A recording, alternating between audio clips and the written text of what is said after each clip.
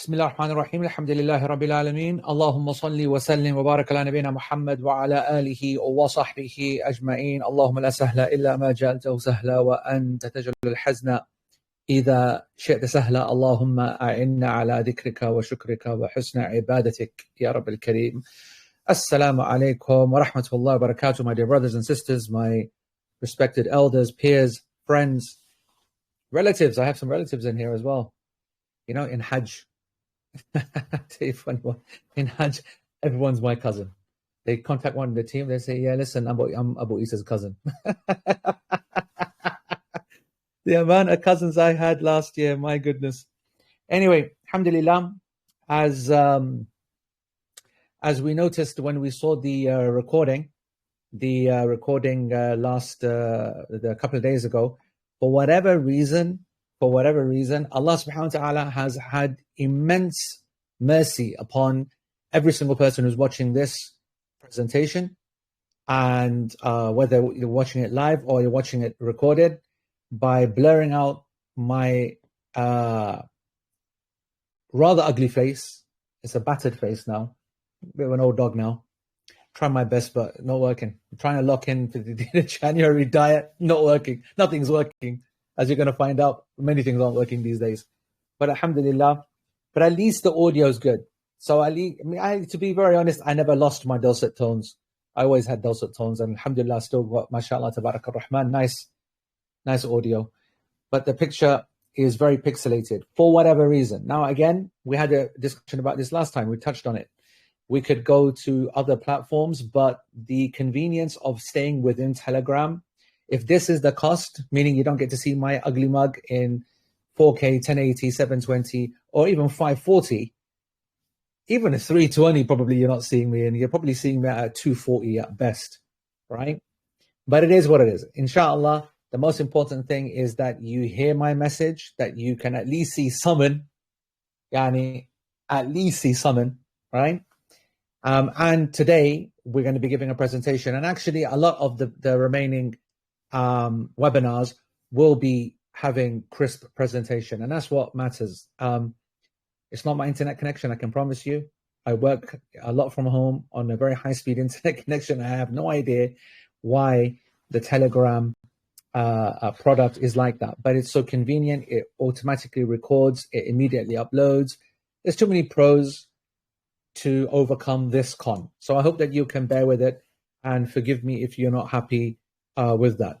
Anyway, Bismillah. So what's happening? Are we going to kick off? Yeah, okay. I was going to say, you know, let people come in and the like, but I think that we have enough people in to be able to now move forward with this particular presentation in full. We are live. What does that even mean? We've had basic details about our program for a while, but now we've received all of the information, everything, all the facts that everyone has been waiting for. And I am going to be answering a lot of questions, but I have to try to keep it in order. I already have a tendency to kind of go all over the place and, you know, weave here, weave there, and I want to try to cut that down. And I want to try to make as much information of the meat and bones available to you today, but also for you to buy in to the process. Honestly, it's so gutting to see everybody nick our phrase. Obviously, trust the process has been around for decades, right? American sports teams and management kind of structures have been using that phrase for donkey's years. I picked that up a long time ago, but I applied it to our Hajj program years ago, and then it became popular in 2023 because back in the day, we used to do Hajj in our own closed environments, not publicly shared on a social network like Telegram.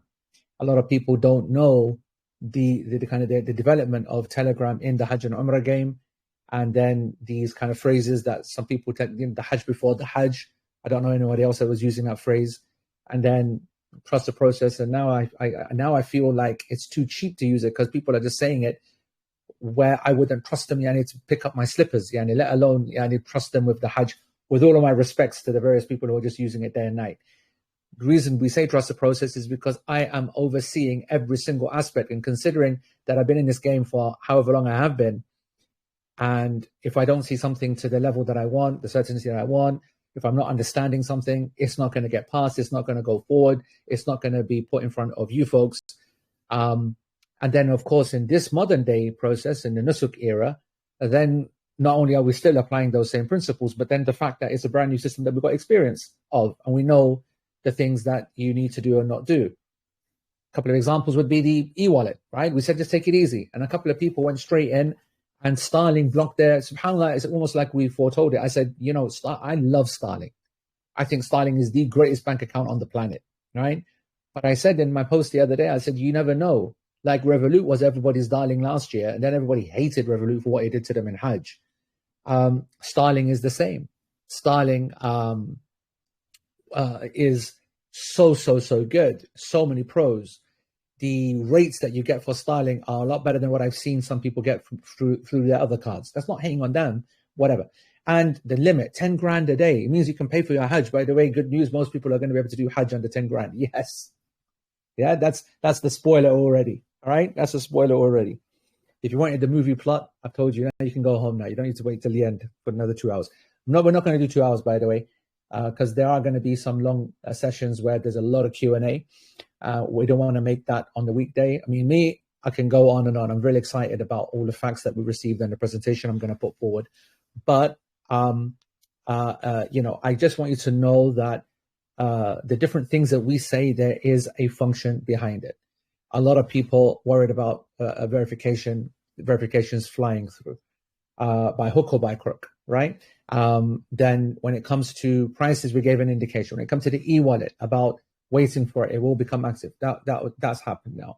The date now seems quite accurate. It's going to be around that 3rd, 4th, 2nd. We don't know exactly, but around that part of the of February. Not the February. That's the Sha'ban, meaning that 3rd of February ish. And with Starling, this concept of caution, the people went straight in, and Starling put a temporary stop on all international payments, and that caused a level of anxiety. And people then started messaging us and everybody else and blah, blah, what's happened? You guys told us Starling. No, we said Starling is number one choice. I mean, like us, and don't do anything with it yet, right? It's remarkable how many times we say something and the opposite is done. It is what it is. Now, alhamdulillah, Starling has picked up, opened up, and, we're all good to go. So everything has a function. Every piece of advice has a reasoning behind it. And a lot of people will be, by the way, if you've got your hands up right now, don't waste your time putting your hands up, because I'm not going to take any questions until I've presented all the information. Then we'll have Q&A. That's number one. Number two, a reminder, Telegram, another one of its little quirks is that the admins, of which I am an admin, and I like to run the show myself, so I like to look at the hand and then I unmute you from my end, which is called allowing to speak. So you put your hand up, I allow you to speak, and then you have to unmute yourself and then you can speak. Now, for some reason, you don't get to see all of the people with the hands up. And for some reason, the people I see, the other admin team don't see. And the people they see with their hands up, I don't see. This is one of the quirks of Telegram, right? And that's why you'll often hear me say, right, guys, I'm going to unmute so-and-so and so-and-so. Do you guys see any more people? Because I can't. That's the reason I say that, not because I'm bored, right? It's because I don't want to miss anybody out. And then we can't keep going on forever as well. And then we have plenty of other sessions as well. And then you've got the chat, and you've got every individual team member that's always willing to meet you in DMs or on a call or in a video conference. And that's 24/7, because we've got all the time zones covered, all the time zones from east to west, alhamdulillah. So we've got the folks that are, in it. And so no one's going to get late to your question or your query. We're here to answer whatever we can. We're going to try to go in order, and let's try to maintain some kind of, as I said, some kind of a system. All right, let's try this. Bismillah. I'm going to do a sharing. Yes, great. It worked. Right. If you are seeing this, folks, then you should all be, are we good with this, folks? Yeah, we can see the first page of the screen, and it's coming across clear and everything. We happy with this?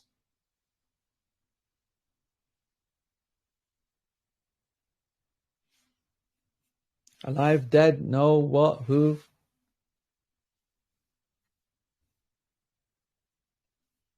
Folks? All right, okay. All right. So, the program, alhamdulillah, we have all of the details. This is a presentation which is actually the Hajj brochure, right? So the Hajj, this is what I'm going to present to you is the Hajj 2026 brochure. The presentation for this webinar is going to be a lot more concise than the brochure itself. When we release the brochure to you, so you don't need to worry about screenshots or try to save it or send it or whatever, we're going to give you this brochure so you can go and pore over it in great detail. And also, I just want to say something. I'm presenting a brief overview of the package, not the detailed one. When I say not the detailed one, I can tell you now, for example, on flights, we probably will need 2 hours or 1.5 hours, a dedicated webinar just discussing strategy on flights. Probably 2 parts, right? Dedicated webinars. I want you to imagine that, because we told you before that there is nobody that will make you more prepared for Hajj and how to get through Nusuk than we will here. MashaAllah, Tabarak Rahman. We're extremely proud of that. We are, as not just a stickler for detail, we are obsessed with the detail. We are obsessed with the process. And for us, strategy is absolutely everything. Absolutely everything. And so we want to make sure that every single trick, every single loophole, every single advantage that you can get in order to get your place, that you are aware of it. And that will mean you needing to understand what yani does it mean, the flights, the dates, the options, the prices, the issues of configuration. How does it work? What is Musafir? What's GDS? So we're going to have dedicated webinars on just parts of this brochure. So now I'm going to present it all in a general sense, and then we're going to deconstruct it in a lot of detail later, inshallah. So it's called the Tarbiyah Program, Hajj with AE. So, I mean, these are phrases, by the way, which will become defunct. Though I think what I want to say off the bat is that this year is an extremely challenging year because the service providers, the 12 big Saudi companies, are under immense pressure to basically protect against fraud, right? Now, fraud, I want to say a specific version of that, using Western travel agencies. Or when I say Western, I'm talking about the Nusuk countries. So that's obviously including Australia and Japan and South Africa and Europe and, South America as well. The Nusuk countries. The existence and the proliferance, actually, unfortunately, over the last couple of decades of companies that do various things. So they are travel agents, or they have the trust of the community in a travel agency sense. And they would obviously take fees. They would take middleman kind of contact, whatever. They might charge you money in order to help you. Well, not might, they do actually. There are a lot of companies out there that are made specifically for this. We'll take your application. We'll do it all for you for a fee. And by the way, there's actually quite a bit of sense behind that. I mean, it's all fine. I told you before, we're very fortunate. We are the most popular and the best program on the Hajj, but not because of me, but because of our dynamic. Everybody's attracted to the concept. Everyone buys into it. They're all roughly around the same age-ish, same likes. We're not the very old, elderly type folks. And it's not sought out after by the people who want some ultra luxury kind of, experience. People want a proper deen experience. That's why people come to us. So people are very much alike. When people are very much alike, they get on together. There's a lot of commonalities, which makes it incredibly easy to manage. So, when you watch all of the videos that we release, there's not someone running around with a stick saying, smile, laugh, whatever, whatnot. Everyone's pretty relaxed. Everyone's pretty chill. We're not hiding away our Hajj program and our record over the last 20 years. We're putting it so much in your face that you realize that this is from Allah subhanahu wa ta'ala. This is what happens when you treat the Muslims like they should be treated. And you create that sense of shared purpose and unity. And that is what the Ummah needs to see as an example in the Hajj. This is where it starts. That's I told you before in the previous webinar. Why is it that this program is such a passion for us when we're not a business, when we're not a Hajj company, when we're not a travel agency? And why is it that we can say things like this? Because how are we going to do any fraud? We're not taking any money from you. We don't take a penny from you ever. We don't profit from you in any single way. We don't even have a side business. So maybe we could have been a business, but an honest one, and say, we do this for you and we don't want any money from you. We're not a business, okay? We're all working professionals in different kind of areas. But we have a very, very clear agenda. Our vested interest is to make sure that you realize that this deen is more than what you thought it was. You see it on display. You see it through the example of my team. You see it through what you experience yourself. You reach a peak of iman, which is not dependent upon an emotional reality over there. And you need to make sure then that you know and believe that we will support you practicing that deen on the way back.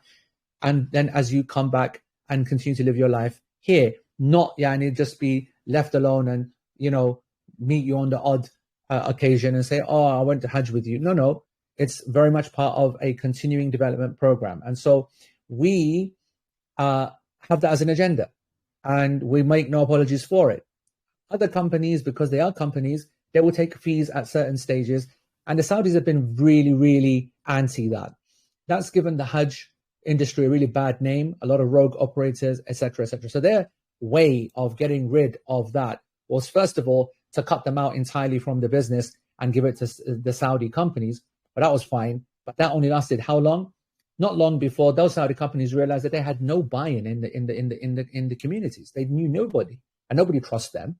They only trust their own people, their community, travel agencies, their own kind of people, whoever it is, right? And so therefore, the idea is that when people and I know that this is weird that you're looking at a slide. I'm still looking at the camera, but you can't actually see me. But this point here is that they realized that they needed the help of travel agencies and community leaders, and then they reach out to people like us. Well, for us, this is a great result. We partner up, we get a free Hajj, we get our program done, we get our people on the other side, we take them onto programs afterwards, whether it's retreats, classes, and the like. Everyone's happy. The travel agents, they realized that they were back in the game again.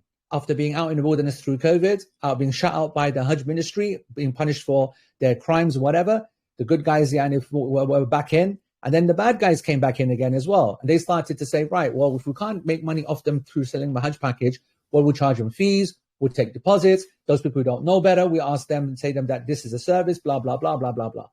And now the Hajj ministry in 2026 has come down with absolute really big boy boots with big sledgehammers and said nobody from the West is allowed to do anything, no presence, etc., etc., etc. So extremely difficult. For us, it's a little bit easier because we're not an actual entity or we're not involved. We're just going to be guides with our service provider. And that means that we're not, stepping on their thingy. But there are certain things that are prohibited, which is going to become clear at the end of this presentation, right? So I'm going to explain things as we go along. Right. So the first question, and I hate to do this for the people who are obviously here very, very specifically for our program, but please respect that there are people here that are not. Why then Hajj with AE? Obviously, I didn't write this. It'd be nice if I could have the skill to write thingy, and I would never spell my name Eesa with an apostrophe because I don't need to spell it with an apostrophe. That's clearly trying to be an ain. But we do think it's a life-changing experience, right? Under the guidance of all of our team, extremely qualified. It is a Tarbiyah program. It was formulated many years ago. It has been continuously successful.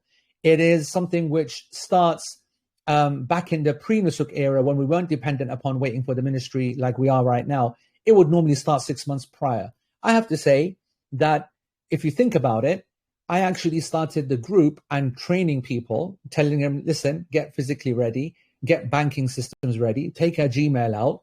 I want to say in July, August, September of 2025. Now, you might be new to the group and you might be new to this presentation, but that's when we soft started, right? And even now we've started. So the truth is that the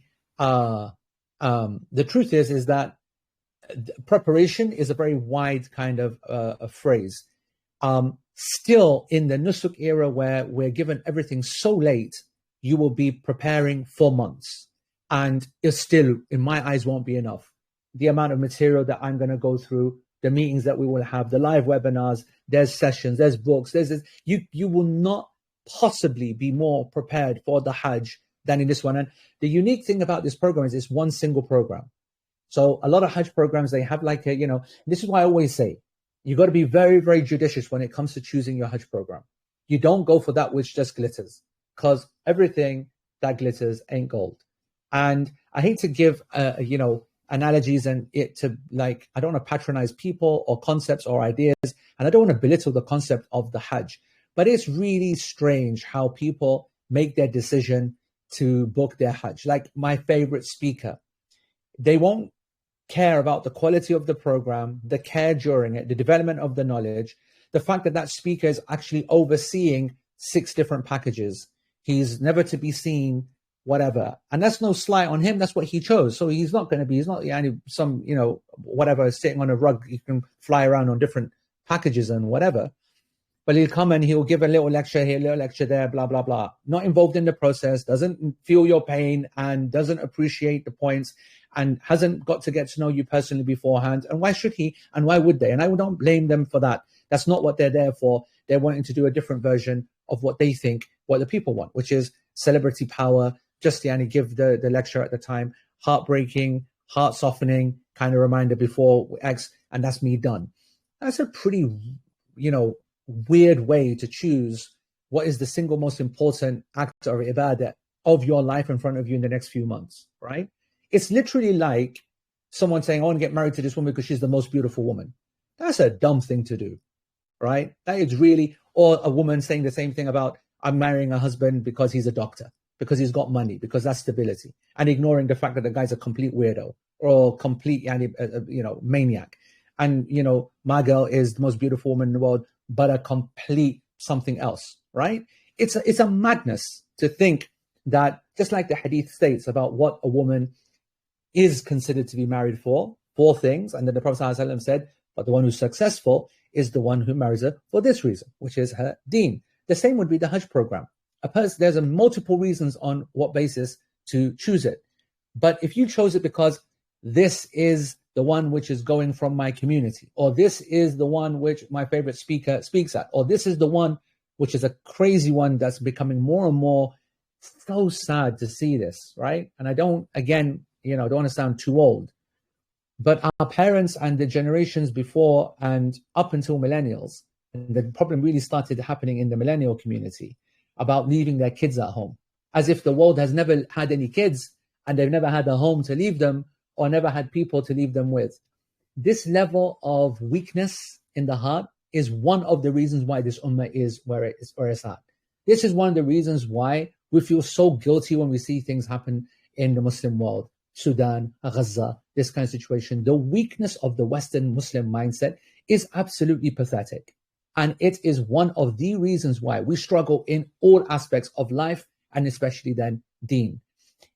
I cannot allow any Muslim to be in any kind of environment that I'm involved with and they not realize the mistakes and the plus points, so the bad points and the plus points that they're doing that need to be fixed. And that's why I say to people that if you just want to go and massage your ego and choose a program that you want to choose based upon your single factor that's most important to you at that moment, then you go ahead and do that. But I will tell you right now that the people who choose this program are not choosing it for a tick box or choosing it because it's the most walking or the least walking or because they're staying at my favorite hotel or I hate that hotel or X or Y or Z. I would beg you to do proper research. And by proper research, I don't mean go into Google and read the reviews of a hotel. I mean, meet the people who have gone, or, if I'm making a claim, I'll ask for conversation or real time. When you see someone say, I've been on Hajj on this program, or you read a review of a person, check that it's real, that the review that's being given about the program is not some AI rubbish or whatnot, and speak to them and ask them. You will actually see, because I tell my folks that don't be writing bakwas on the internet praising me. I get praised day and night. The last thing, with all of my love and respect for all of you, is me that needs praising. I don't need that, and it's fake, and people can tell that. I tell them, write the truth. And what's refreshing is that you will see the statements of people who are like, you know what? Completely convinced on going for a program that was Makkah first. Or I was absolutely insistent on going for a program that only stays at Majar Kabsh. Or I was only going to go and whatever. But then, alhamdulillah, someone said this to me, or someone showed me this, or I heard you say that, or for some reason, they got into this. And they realized how quick they were wrong. When, unfortunately though, too late when they get there. If it was beforehand, they would save themselves a lot of headache. But when they get there, they realize that what they thought was so important is not very important at all. Now, the irony of this whole point is that this would be making sense, this kind of, monologue that I'm giving, if I was trying to convince you that we're in some really lame, rubbish, 1-star dingy kind of motel with 20 people to the room and don't rate luxury so important. You're going to, it's so important for you to humble yourself. It's Hajj. No, I'm not playing cheap tricks like that. The irony is that we have never in our history ever had, and this is the first concrete point of the package, a more luxury program ever than Hajj 2026. And I have to tell you, it scares me. I am worried about it. You will see me break it down in a minute why. But that's the irony, that I'm giving this kind of talk that normally would be to justify us being in some lame place. Actually, we are in the most luxurious program that we've ever had, that we have ever had. It can go much more luxury. Don't worry about that. But for us, I'm not that guy that makes it. I love my luxuries. I love my space. I love my whatever. But Hajj, you learn other things. You learn skills. You can luxury you as much as you want. You still have to walk around with the great unwashed, with the dirty masses, us sweating bodies in Tawaf. You can't get away with that. You can't get away with it in Arafah. You can be what you want. You can be the king. You have to be in the contact and the presence of other people. You're going to get squashed. You're going to get crushed. You can pay whatever you want. You're not getting away with it. So I just want you to be aware that a lot of people will make this decision that for this reason is why I want to go into this program, or for what, this Hajj package. Be deep about your thinking. Assess all of the factors. Understand that what is best for you is not necessarily what you think. The whole concept of what you want versus what you need. Anyway, so that guidance is something that's available. You've seen me in the group. You'll see my team. They're there. And you'll see all of the Hujjaj. It's no difficulty for me keeping in touch with all of the Hujjaj afterwards. You've seen the videos. You've seen the reunions. You've seen all that. I don't need to tell you about that. That's obviously a mentorship. I do that as a part of being a murabbi. And my team understand and buy that into that Tarbiyah program as well. If you don't know what Tarbiyah is, it means more than just education. It means taking an active interest and finding out facts that tailor your needs to not just education, but support, emotional support, psychological support, the being there for when you're down, where it's not so much deen that you want, but you need some life advice. Whatever we can share from our experience, we're getting lots and lots of reward for it. It's a very easy source of reward, considering that we've been doing da'wah for so long. The reason that Hajj has so many returns for us is that it's a lot of comeback, a lot of return for very relatively little put in. And so it's a madness, Yani, to miss out on that. And the support and everything, and thousands of people. And I don't need to prove that to you. Again, you have the internet. You can't hide these kind of facts anymore. It's only for people who are looking for a transformative Hajj, not a box ticking experience. All right. What's other reasons why you're with us? That would have been enough. Just the fact that we're Islamic and that we're really focused on your spiritual, development. But actually, from a logistical point of view, one of the reasons why we used to be with Al-Bayt, who are the biggest of the providers. But before Al-Bayt, we used to be with Dome. Before Dome, I used to be with Dar es-Salaam. Before Dar es-Salaam, I used to be with Travel Express. Before Travel Express, I used to be with Dome, I want to say. Abdurrahman al-Hilba was the original one. Before then, I was with Muntada al-Islami. I forgot Al-Muyassir. I will always move from provider to provider when I see them hit their limit, when I see that they have reached whatever. And that's not to dump on any of the companies. That doesn't mean whatever. I always make the decision based upon shura, and I always make an assessment of what is in the best interest of what I want to do. When I need to expand, when I need to contract, when I need to go smaller, I go small. When I need to go bigger, I go bigger. When I know that certain resources are not going to be available anymore if I stay with one particular provider, but they will be available on another. This is what leads my decision.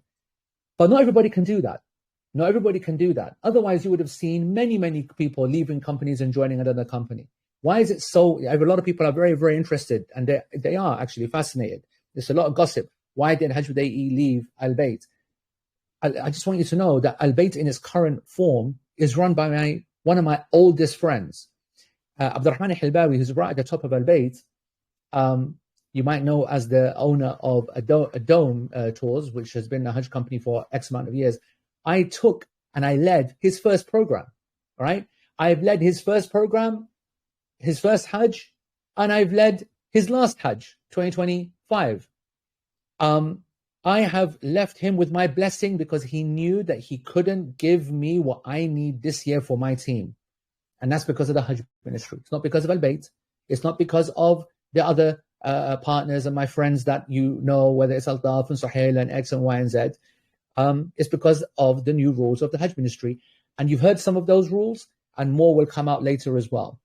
But I want you to know that this didn't just affect me. It affected a lot of other companies and guides and people and the like. But the vast majority can't move to another provider. And that's because they don't have the structure to be able to do the Hajj by themselves. That's a very, very important point. That a lot of people, like I said, they're making it too important in their heads. We have shown time and time again. I'm going to give an analogy. You're going to have to forgive me for this, right? It's coming to my mind and it's too good for me to miss. The Messi versus Ronaldo debate. Let me just first make it very, very clear. As a Man United fan, obviously we adore Ronaldo. But all my life, I've always said, and I always will say, that Messi is the greatest footballer ever seen. I know this is a complete tangent. Forgive me, Americans. The Yanks don't know anything about football anyway, so just stay with me.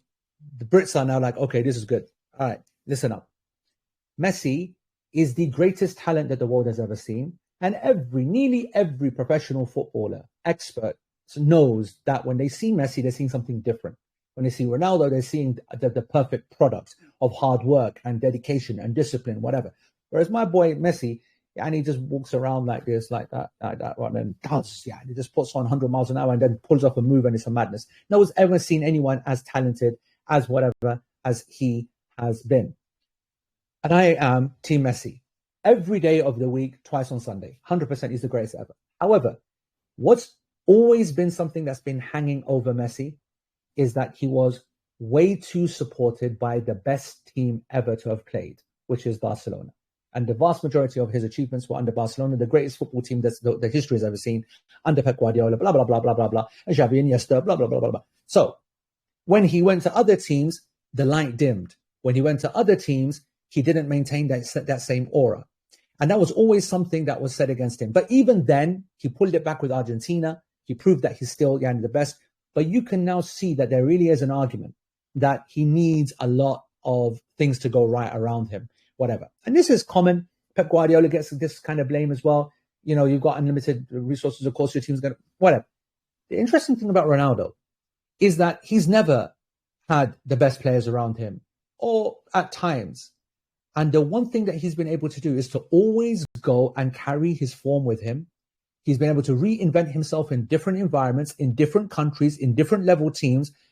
He is truly a phenom for that. Now, I'm not saying, actually, I am saying, we are the Ronaldo of the Hajj world. We believe so much in our brand. We believe so much in our team and our structure. I know this is the weirdest analogy ever, but I think that it's apt that we have the ability to go into any environment and thrive because we do not depend upon other people, other institutions, logistic providers. We do everything ourselves, everything. And those that will, last 3 years that we've gone of Al-Bayt, a lot of the people didn't even realize, see, or know anyone from Al-Bayt. And that's not because of Al-Bayt. Let me just make that very clear. That it's not a negative mark on Al-Bayt. It's because I don't want anybody from Al-Bayt to get involved. Not because they're not good enough or they're not the best, because they are. If there's a person that's listening in this webinar right now and says, I don't want any Tarbiyah program, I don't give a monkey's about you, you chat too much, you just going on tangents, blah, blah, blah, I'm already bored, silly, I just want to go to Hajj, who do I go to find a program with? I don't want to see a Molvi, I don't want to see any religious figure, I just want to get my Hajj done, I need to know that they're going to be there at the airport, that my flights are going to be okay, I want the comfort of the strongest and the biggest and the best. The answer is Al-Bayt. There's no doubt about it. They're the most professional. They're the most whatever, blah, blah, blah, blah, blah, blah. That's it. However, if you want the best program by the best team with the best development structure and everything that I've said, then you're right here in the right place. And that's the important point of remembering or realizing the pros, the cons, the issues, the whatever, whatnot. And so when I say to you that don't get too consumed by who the provider is, I'm telling you now that I'm giving you my personal guarantee that your Hajj program from a logistics point of view is going to be as good as all of this part of it.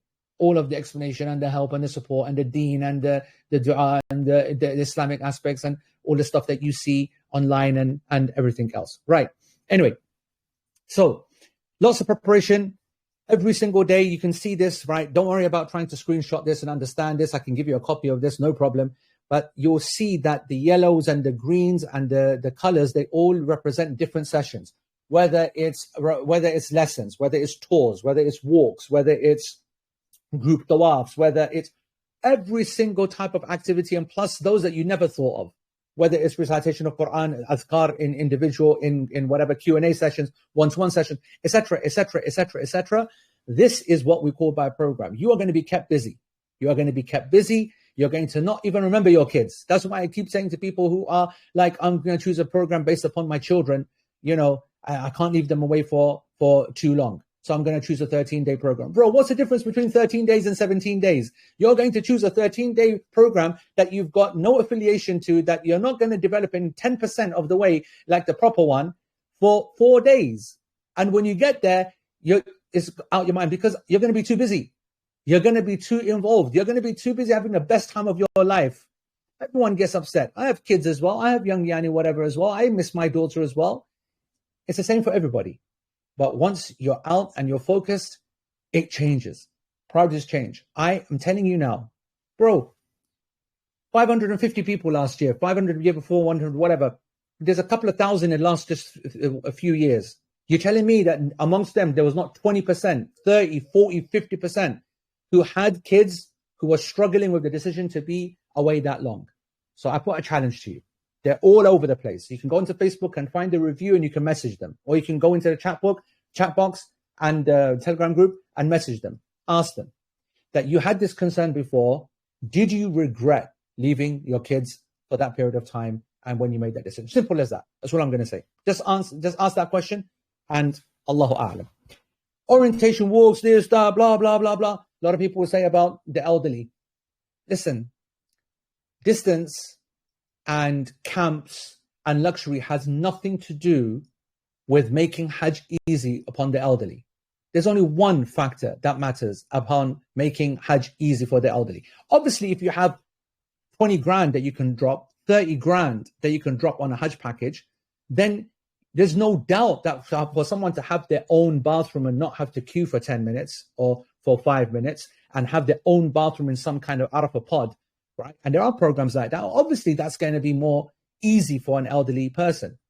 But there's a lot of problems with just that way of thinking. We're going to have a medical matters webinar where we're going to cover all medical issues, concerns, and the issues of age. The single most important factor in making Hajj easy upon the elderly is fiqh, is Islamic knowledge, and knowing when and how to give concessions without making that person feel broken, that I missed out on this or I missed out on that, or they feel they've done half a Hajj or whatever. It's experience and fiqh, knowing when to be giving a ruling to make things easy upon the person. You don't need to do that. I can do this for you. You're going to wait for this. You're going to get a lift here. You're not going to walk there. It's not about being this close, that close, because when we start going through the arguments of shifting, non-shifting, majar, kabsh, mu'isim, people thinking that, because I am non-shifting and I don't have a hotel in Aziziya, that makes because it's more expensive, because to stay longer in a hotel outside the haram is obviously going to be more expensive than staying in a hotel which is in Aziziya. That's going to make my Hajj easier. How exactly? How's that going to reduce your walking? When you finish your Jamarat, how long do you think that it takes to get to your apartment? 10 minutes, 15 minutes in Aziziya. No taxis available on those days. Roads are completely ram-jammed. And it takes you an hour and a half to go to your hotel by walk. People want to slow down. People want to slow down and stop thinking that just because you get a particular type of program, it somehow makes it less tiring or whatever. No, what makes it less tiring is listening to our advice, being honest and saying to us, hey, bro, I don't think I can do this. Being honest about yourself, saying, I don't think my mom and dad can do this. I think I'm going to.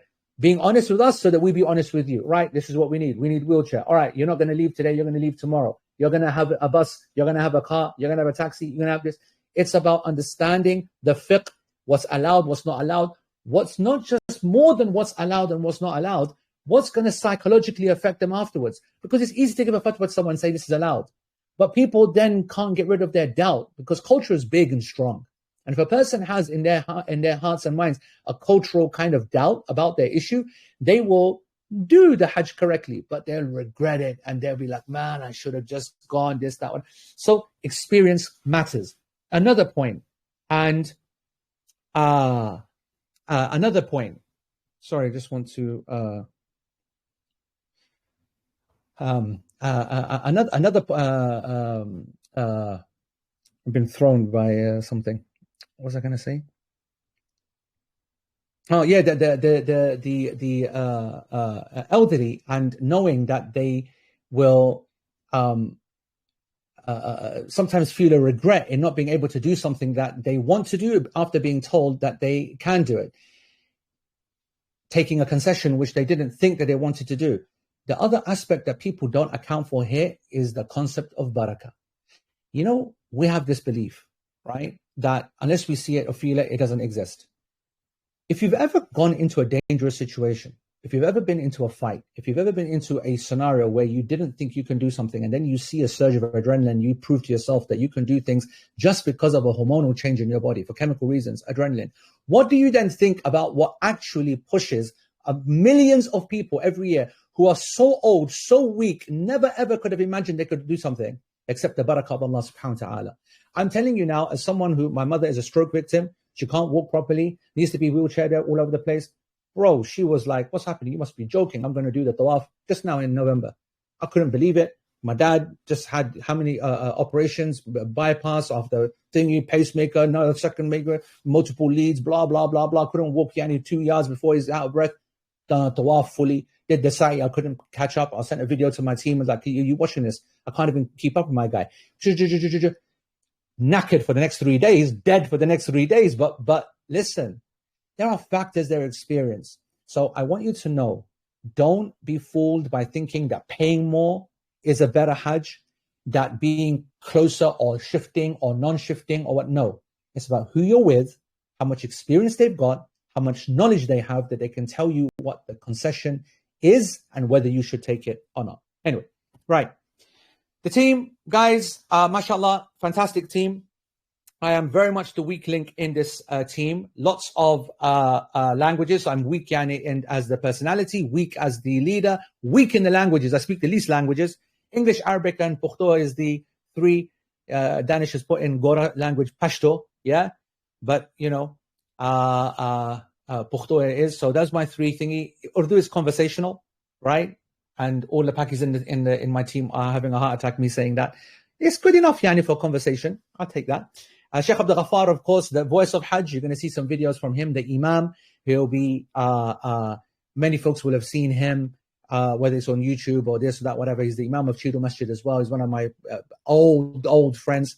And we studied together, and he's a wonderful guy, multiple languages. So if you're Somali, nowhere else I need to look, because this guy will make you a Hajj if you're Somali too right now. But obviously he speaks other languages as well fluently. Then we've got a mega team this year. It's the main reason actually that we had to change our service provider, because I have a commitment to bring all of my team this year. And our group will be near 800 in size. Near something like that. These numbers can't be confirmed, which I'll explain in the end. We learned a lesson last year that there were a lot of people that wanted to go that we had to kind of, in a way, disappoint, even though it wasn't entirely our fault. There was a glitch with Nusuk that left a load behind. And some of those folks are in your group right now. In your Hajj 2026, they're your fellow Hujjaj who are waiting to try to get in this year. This year, they're not going to have any problems. We've increased their capacity, but that increasing of the capacity is so that we can take all of our team. And that team is in front of you. I'm not going to go and introduce every single person, but you can, because when the time comes for it, then these folks will present themselves. They'll be running webinars themselves. They are all extremely able. Well, how does a person become a team member? It's about my trust in their ability, that they have the same passion that I have of helping people for the right reason. And we're not talking like on a payroll or on certain hours, but it's a 24/7 situation. It's to be done yani, at all costs, that it comes before family, it comes before work, it comes before whatever, because when a person's in need, when a person needs help, you will never give that person anything more valuable than your time. And the people who recognize that are the people of the da'wah. So they need to have da'wah experience, they need to have some grounding in Islamic knowledge, and they have to have experience. And that's what makes them in my team. The team is led by Sister Jiva, you can see in the right-hand bottom corner, and the chief is Uthman Ashraf in the top left-hand corner that you can see, and he is the one who's behind the account Hajj with AE Help. He's been helping loads of you, especially when it comes to residency issues and the detailed kind of conversations. He'll be a lot busy in Telegram group. Obviously a lot. You know Sister Maiza, of course, very, very well. You know Imtiaz very well. You know Abida very well, because these guys are in the group all the time. They are very much focused on helping you in that sense. You would have seen Nazia there as well. Naeem, you know, is the tech king, everything, the bot, the tech side, the thing which is gonna, you're not seeing his fruits just yet. You will realize that when you have your own app, okay, a Hajj with AE app, that's not available to anybody else. I know now the worst part of me saying this is that you've got Hajj 2025 people on this call, and they are now having an absolute fit. Where the heck was our app? Why did we not have our own app where we can see everything, where we can do everything, where it tells us where to go, how to find, not get lost? Imagine now all the people coming and you're worried about your mum, dad, this, that, whatever, and we've got them on geolocation. We've got them in there. Bro, mashallah, tabarak ar-Rahman. Our tech team, the way that forget AI, all right? We're a whole different level, mashallah. So, Danish, you know, nobody needs to know.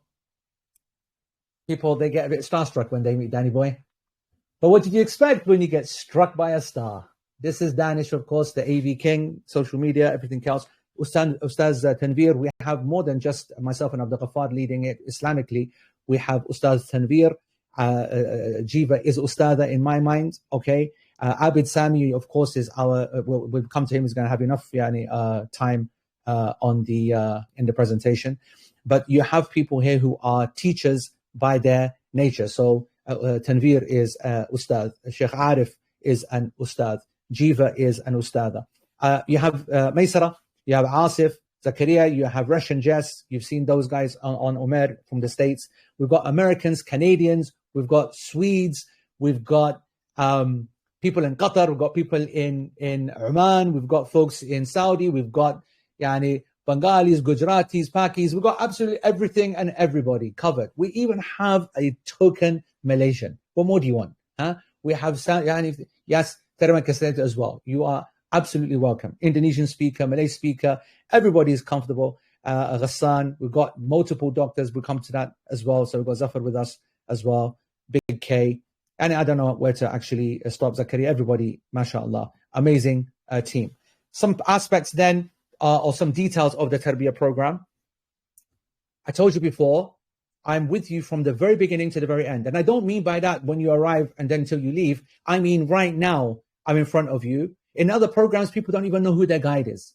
Just go onto the other groups and see who's the one who's leading this, who's the one who's leading that, where am I going to meet this? And they'll be asking that same question in a couple of months' time. And I now don't have a problem in cussing people with that and other groups, because that's pathetic, all right? And you've got to be more astute and you've got to be more discerning when it comes to your decision-making process, okay? That's why we have one program. It gives me the best chance to develop relationships. It gives me the best chance to know you better. It gives me the best chance to tailor everything that I'm over there able to do. You might say, how the heck are you going to do that many hundreds of people? That's what they said with 550. That's what they said with 400. That's what they said with 300. They've always made this claim every single year. Many have tried and many have died. We're still here, alhamdulillah. All right. Loads of webinars.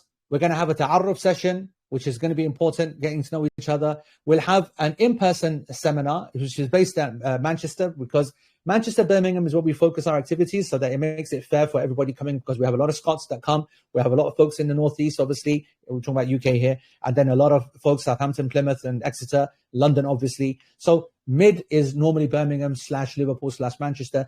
we focus on Manchester. We have the majority of the team based in Manchester as well. And so that will be an on-site seminar.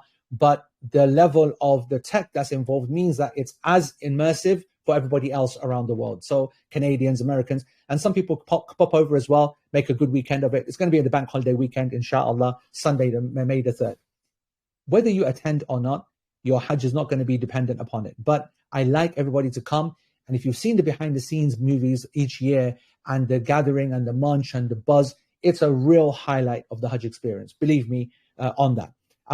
We will be having a lot of folks this year. Actually, every year we have multiple people, multiple nationalities and countries. We've got Australians are going to be a big thing this year, and South Africa as well. And the Scandinavian countries, we're hoping that a lot of folks come from there as well. Germany, the like, etc. So we have different people. We try our very, very best to vary some, and some of the American webinars we're going to put at American times. That's going to happen on the weekends for them. It'll be very, very late, obviously, in the middle of the night for the Brits, but it'll be recorded for them, just like it's recorded for the Americans now. Fair's fair, right? And you'll get to obviously meet the guides in person and online as well. And I've already mentioned about what happens during the Hajj and after. That's just the details of what the Tarbiyyah program is, if you're worried or scared about that. A lot of people, by the way, might say, this is way too much for me, whatever, whatnot. That's what some of the most basic people said before they took this program. Afterwards, they said, I can't ever imagine doing Hajj in any other way. We're not going to force you to do things that you don't want to do. But when we expose you to what we're going to be doing, it's extremely addictive. Don't blame me when you become fully converted, fully in, and you're like, why did I even doubt this? We have a massive focus on health and wellness. The team is a very fit team, very fitness focused, training regular. But more important, our experience knows that with the weather being what it is over there, and with our medical experience, obviously our medical background, half of the team actually has, maybe over half actually of the team is in the medical sciences, whether optometry, dentistry, medicine, pharmacy, all of the different sciences.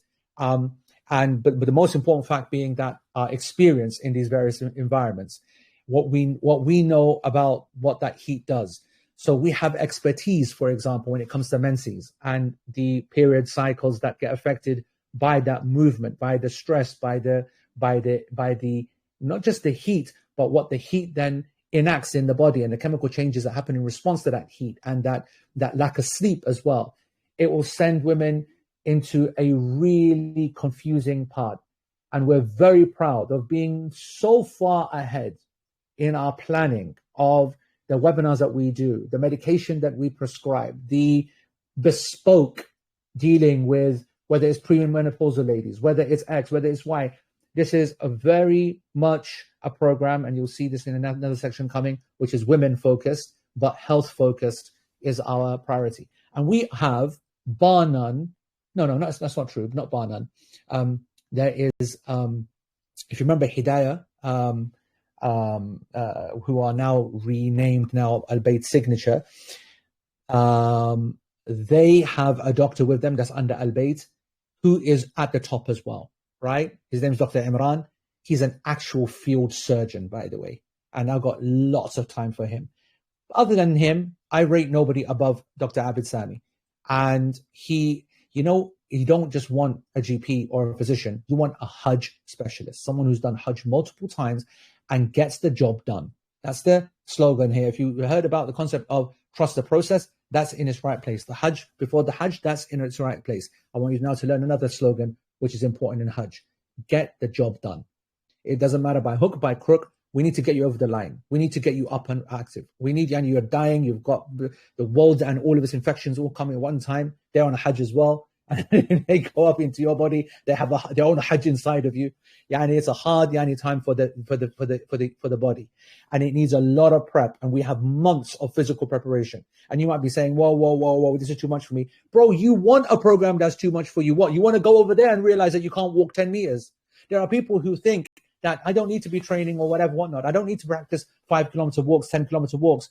I'm like, bro, do you realize that you could live actually inside the Masjid of the Haram, and just going to the front row properly as what is obligated for the Salah, and then coming back to your house in the Masjid would be 1 kilometer. So just go in 500 meters. If you are in any of the main hotels, the most expensive front row hotels, your daily walking is 7-8 kilometers. If you do a tawaf around the Kaaba, is 3.5 kilometers. If you do it on the first floor and in the roof, and all of this will come later, it's 6.8 kilometers.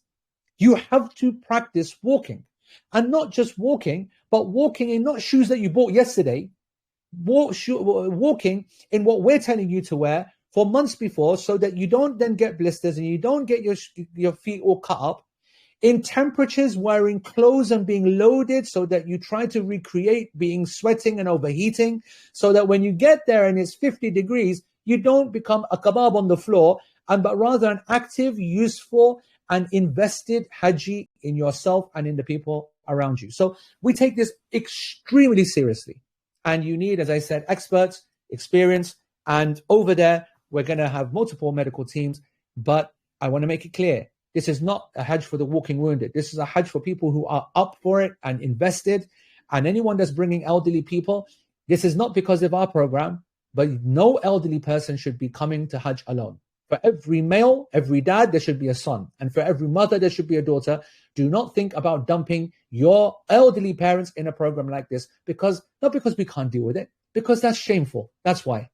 That's not the way that you should be in their most important moment, in their moment time. We can try to look after people as much as we can. We can't replace you. We can't whatever. And with a team, with so many people to look after in general, I want you to understand, ethically, morally, Islamically, and I don't want to get into preaching mode, because if I start getting evangelical about this and start quoting to you Abdullah bin Umar, when a man came to him and he was carrying his mother on the back, doing tawaf with his mother on the back. By the way, I took a video, I'm going to share it in the group for you. I saw a couple just now, right, of doing exactly that, exactly the hadith, the athar, the narration of Abdullah bin Umar. And he's walked and he said, where'd you come from? He said, he recognized Abdullah bin Umar radiallahu anh, and he said, I just come from Yemen, carrying my mother from Yemen, come to the Makkah, doing tawaf. And he says to Abdullah bin Umar, Sheikh, do you think I've now finally been able to repay my mother? And Abdullah bin Umar said, Wala talqa. Wala talqa. You haven't been, all of what you did was not equivalent to one contraction when she was in labor about to give birth to you. So listen, bro, you're there and you're thinking that I'm sending my parents in blah, blah package and I'm paying double so they can be looked after. Bro, fear Allah, bro. That's what I'm saying. Now, I'm not here to judge. Someone's impossible to go, this, that, everyone's got their own scenario. Reach out and speak to us. Reach out and speak to us. Understand the game. You're not going to find the team as harsh as I am. All right? So they look after you. Anyway, programs, this, that, whatever. We'll have surgeries over there too. We will need you to get involved as well. We'll be having some access to medication, but we can't take medication for 800 people. Yeah, that would need a helicopter. We'd have to get the NHS, but we will do a lot to help you that you will not realize, not see unbelievable cost that's involved as well. We have a load of donors that pay towards medication as well. It's a big, big operation, but we're going to need you to be buying into the project, buying into the concept, buying into my guy's bag that you can see on the screen, and that little bottle, the magic bottle, the super magic syrup. Anyway, I don't need to speak to you about women. If this is for all the single ladies out there, all right? This is where you want to be. Our women team is the best, always has been the best. They'll be doing their own webinars as well in the run-up and then afterwards as well. Not a single thing that they miss out on. So dedicated sessions beforehand, dedicated sessions over there. There is no hiding from that. We're not about don't show them on the screen, don't on the whatever. This is there. All of these ladies, married, elderly, young, moms, single, blah, blah, blah. We're there to make sure that they are supported. The guides are experienced, the teachers are experienced. Don't need to say any more about that. I told you about our content. We even produce our own content. Our writing is the best, mashallah, tabarak ar-Rahman. Our translations are the best. Our productions are the best. You've seen the AV stuff that we do, the online portal that you're going to have access to. This year will be on an app as well. So you'll have access to it over there. The videos that you will have, the series, not for the people that don't want to get involved. Meaning that if you're going to say that I don't want any kind of guidance, I don't care about anything, then you want to go and find another Hajj program. If you're saying that I don't have time and I need your help, this is the Hajj program for you because you've got the right attitude. The previous guy and you're saying I don't want anything to do with it, bro, what the hell are you doing here, man? You're in the wrong city, bro, right? So if you want support in your thingy, but you don't have the ability to take it to the in-depth, I will show you how to do the easy version of the Hajj. As for the students of knowledge of you, those who aspire to be bigger and better in your studies, this is the place to be. No one is going, normally you'd say that this is the very middle of the road, or happy-go-lucky, any basic, any average mediocrity. No, we pride ourselves on scholarship. This is a Hajj according to the Sunnah. If you don't know, get to know. Ask people about who I am. They know me around the block. They know my concern about the Sunnah, about teaching, about empowering you, making sure that you memorize what you need to memorize, what you don't memorize, what you don't need to memorize, you don't waste time, what you are, that your technique, your stamina. We're going to break everything down. Everything that you assumed was okay, I'm going to show to you. Do you really believe that? Show you a mirror. And if you find out that you're lacking, this is a place to be able to deal with it. So much stuff, all your own, all your own. Program itself, a little peek into the program. Oh my God, is that women being looked after by a woman? Oh my God, no way. Is that a fake? Is that an AI picture? Right. Here's the program, folks. Facts. We are live. Okay. We have now actual facts. We've got times, details. We've got hotels, everything. Technically speaking, our check-in, we knew these dates from before. You might say, how did you know these dates from before? Because brother and sister, what did I tell you? We decide who we go to Hajj with. We do not do or bow to any other authority or company or entity that tells us we believe in our project. We believe that we know how long a person should be in Medina, how long they should be in Makkah, how long they should be in base camp, in Aziziya, in the suburbs of Makkah, when they should go to Mina, what they should do at Mina. We are confident because it works, alhamdulillah. And so we go to the people and say, are you giving us what we want or not? And they say yes or no. And actually, people are delighted to give us what they want because a lot of people don't actually think that this is the right way to do it. They don't believe to go Medina first is the best way. All right. We will see and learn afterwards. When you're so sick and dead after the end of Hajj, and now you want to go to Medina and basically just be dead in your hotel for 3 days. At least when we finish and I've knackered you out, you go home and be dead for 3 days, right? Whoa, so you want to go to Medina when the whole rest of the world of the Hujjaj now, go there. You got now, instead of when we go there where there's 100, 200,000 people, it's empty. Not a single sound do you hear in the masjid. Everyone breathing very nice and clear. No one coughing, no one ill. You can enjoy the serenity of the calm. Oh, you want to go afterwards? If you think I'm hating on the Makkah first, Medina afterwards, you damn right I'm hating. You go now afterwards to the masjid. Everyone, you're thinking, Masjid Nabawi, where's the serenity? Where's the calm? Where's the tranquility? Everyone's wearing masks. So, bro, please, just sit down. People telling us about how a package should run. So the 14th is a very quiet period. The 27th of Dhul Qa'dah, a lot of people do not leave that early. And we're very happy because we are the first people out after the Hajj. And this year, by the fadl of Allah subhanahu wa ta'ala, by His grace, we've been able to secure some amazing flights where even on the 13th of Dhul Hijjah, some people will have the option to leave. That's straight when the Hajj finishes. We'll come to that in a second. All right, let's break this down, folks. 4 nights, okay? Everything goes by nights. This program is essentially a 16/17 night program. However, based upon what flight you take and where you're coming from, well, let me start again, actually. In essence, the program is a 15-night program, but the majority will be doing 16/17. And whether you are doing 15 exactly or whether you're doing 17, 18 exactly is entirely dependent upon how early you arrive and how late that you leave. Nobody misses out on any part of the program. Does that make sense? So the program is in the middle and it's the extra day or whatever is on the front side and the back side. So our program is going to be on Nusuk as 2 equal programs. All right. I can't speak to this just yet. And you might be saying, why is he not mentioning the service provider? Why is he not mentioning the code? The reason is because the Ministry of Hajj has prohibited it. Okay, let me make it clear. The Ministry of Hajj has had a number of problems with Nusuk in this last couple of days. You might have suspected that things were going wrong a couple of weeks or a week ago, right? I don't want to be, dumping on anybody, but I just want to say that there were deadlines that they had put, they were missed. Pressure was put on service providers to upload the packages regardless. And so some of our big providers, they put the packages up just as they were, just to get it in the system. What was the consequence? For example, some were not able to launch flights. Do you blame them when they've got no time? It takes a heck of a long time to be able to organize the right flights. And the numbers, we're talking thousands of flights that you got to buy. And then the ministry then changing rules every day. This is that percentage change, this bracket's change. They got their good reasons for doing it, but it has a massive impact upon the rest of the companies that have just bought a whole load of flights and now have to try and get a refund, but doesn't buy a new lot. And so you see some companies that have uploaded their packages and no flights. What's that mean? All of those packages have to be taken down. When a package gets taken down, it's not some little button that occurs like that. It's a major action. I will give you an example. There are people that you have been. Now, what have you been doing? You've been configuring. People who have been verified have been playing around, right? Looking at packages, looking at prices, putting them in, playing around, which is something that we're going to be training you on. Then they configure a package and leave it. When the package goes down, your configuration is gone. Yeah, and I'm trying to say to you now, for a company to do this is not something that they want to do. Everybody wanted to be able to delay until they have the flights to go up. But the Hajj ministry said that they put the pressure upon, even though their rule is that you can't do it. You can't do it without the flights. Yet they allowed it to allow the companies to put them on. Some of them did. Those that didn't said, you know what?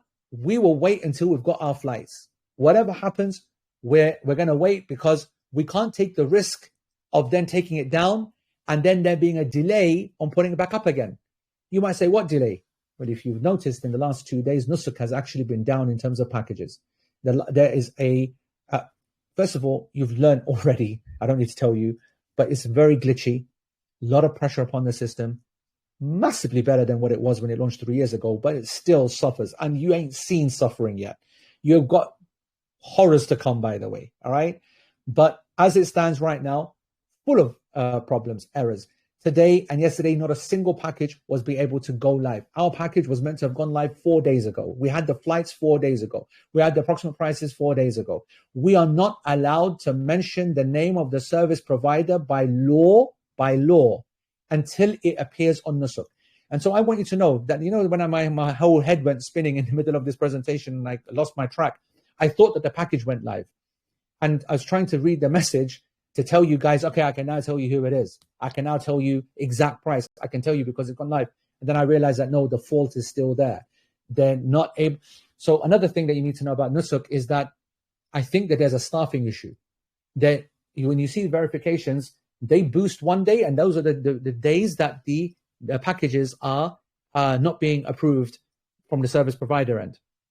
Then you have a few days where the packages all come out and the verifications go down, meaning they're doing both at the same time. I know that you're thinking, how on earth is that possible? Don't ask silly questions, bro. All right, we all want to survive. We don't want to be cut into pieces. We want to go Hajj. Just keep mouth shut, right? Just say, Sami'na wa ta'ana. We're here and we obey. We're not here to do politics. We're just here to do our Hajj and try to get through this process as best as possible. So what I'm saying is that in this situation with these packages and their dates and their times and specific things, legally, we are not able to say these kind of things just yet. But facts we can speak about in an abstract way, which is what's happening in this program. So don't worry about the things that I'm not telling you. They are not relevant to you right now. A lot of things are not relevant. Even if I gave you the link right now, what do you think I'd be telling you? Load up your e-wallet, click on it and put no. So what? If I'm telling you there's a link, here you go. Don't do anything with it. Don't configure it. Don't choose this. Don't load the e-wallet. Well, then what's the use of the link to you? So just let we are not in control. There used to be a time when we'd be in control. We're not in control. Right. Anyway, the program. On the 14th is when the hotel booking starts. We, alhamdulillah, have a 5-star hotel in Makkah. It's called the Movenpick. It was our hotel in 2023. Those who have joined me in the Umrah Tarbiyah Program, you know it's my favorite hotel in Medina, and it's what I use every single Umrah Tarbiyah Program that I do. I do it at the Movenpick. So Anwar al-Medina Movenpick, front row, right next to the ladies section. Can't get any better. Can't get more 5-star. Oh, the only bigger 5-star hotel than that is, or better 5-star hotel than that is the Oberoi. I'm not just saying that for the 5-star reasons, but I told you before, these stars are irrelevant. Luxury, premium, standard, all of these words, they used to mean something back in the day. Now they mean nothing. They mean absolute nothing. Last year, our program was classed as premium, even though it was luxury. Or was it a premium program classed as luxury? I can't even remember. It's completely irrelevant, all right? And that's why when people are asking about what category should we choose, Trust me, it doesn't matter. And the fact that you've chosen standard and you'll buy the luxury program will have proven that I was right. Okay, so don't worry about all of that. So the May the 14th, right, is going to be the day that a person can fly in. And we have all group flights. So alhamdulillah. But we've also got the option for Musafir. Musafir, you know by now, and we're going to do detailed training on it, is the flight engine within that allows you to be able to choose a particular flight that you particularly want for a good reason. When we have our session, you're going to see me praise it in its right place and tell you to use it, but only for the right people. It's not something we're recommended for the majority. We're going to have to train individuals on Musafir. The rest of you folks, we want you to focus on the group flights. They are much, much easier, much quicker to get, and you might have some advantages in them.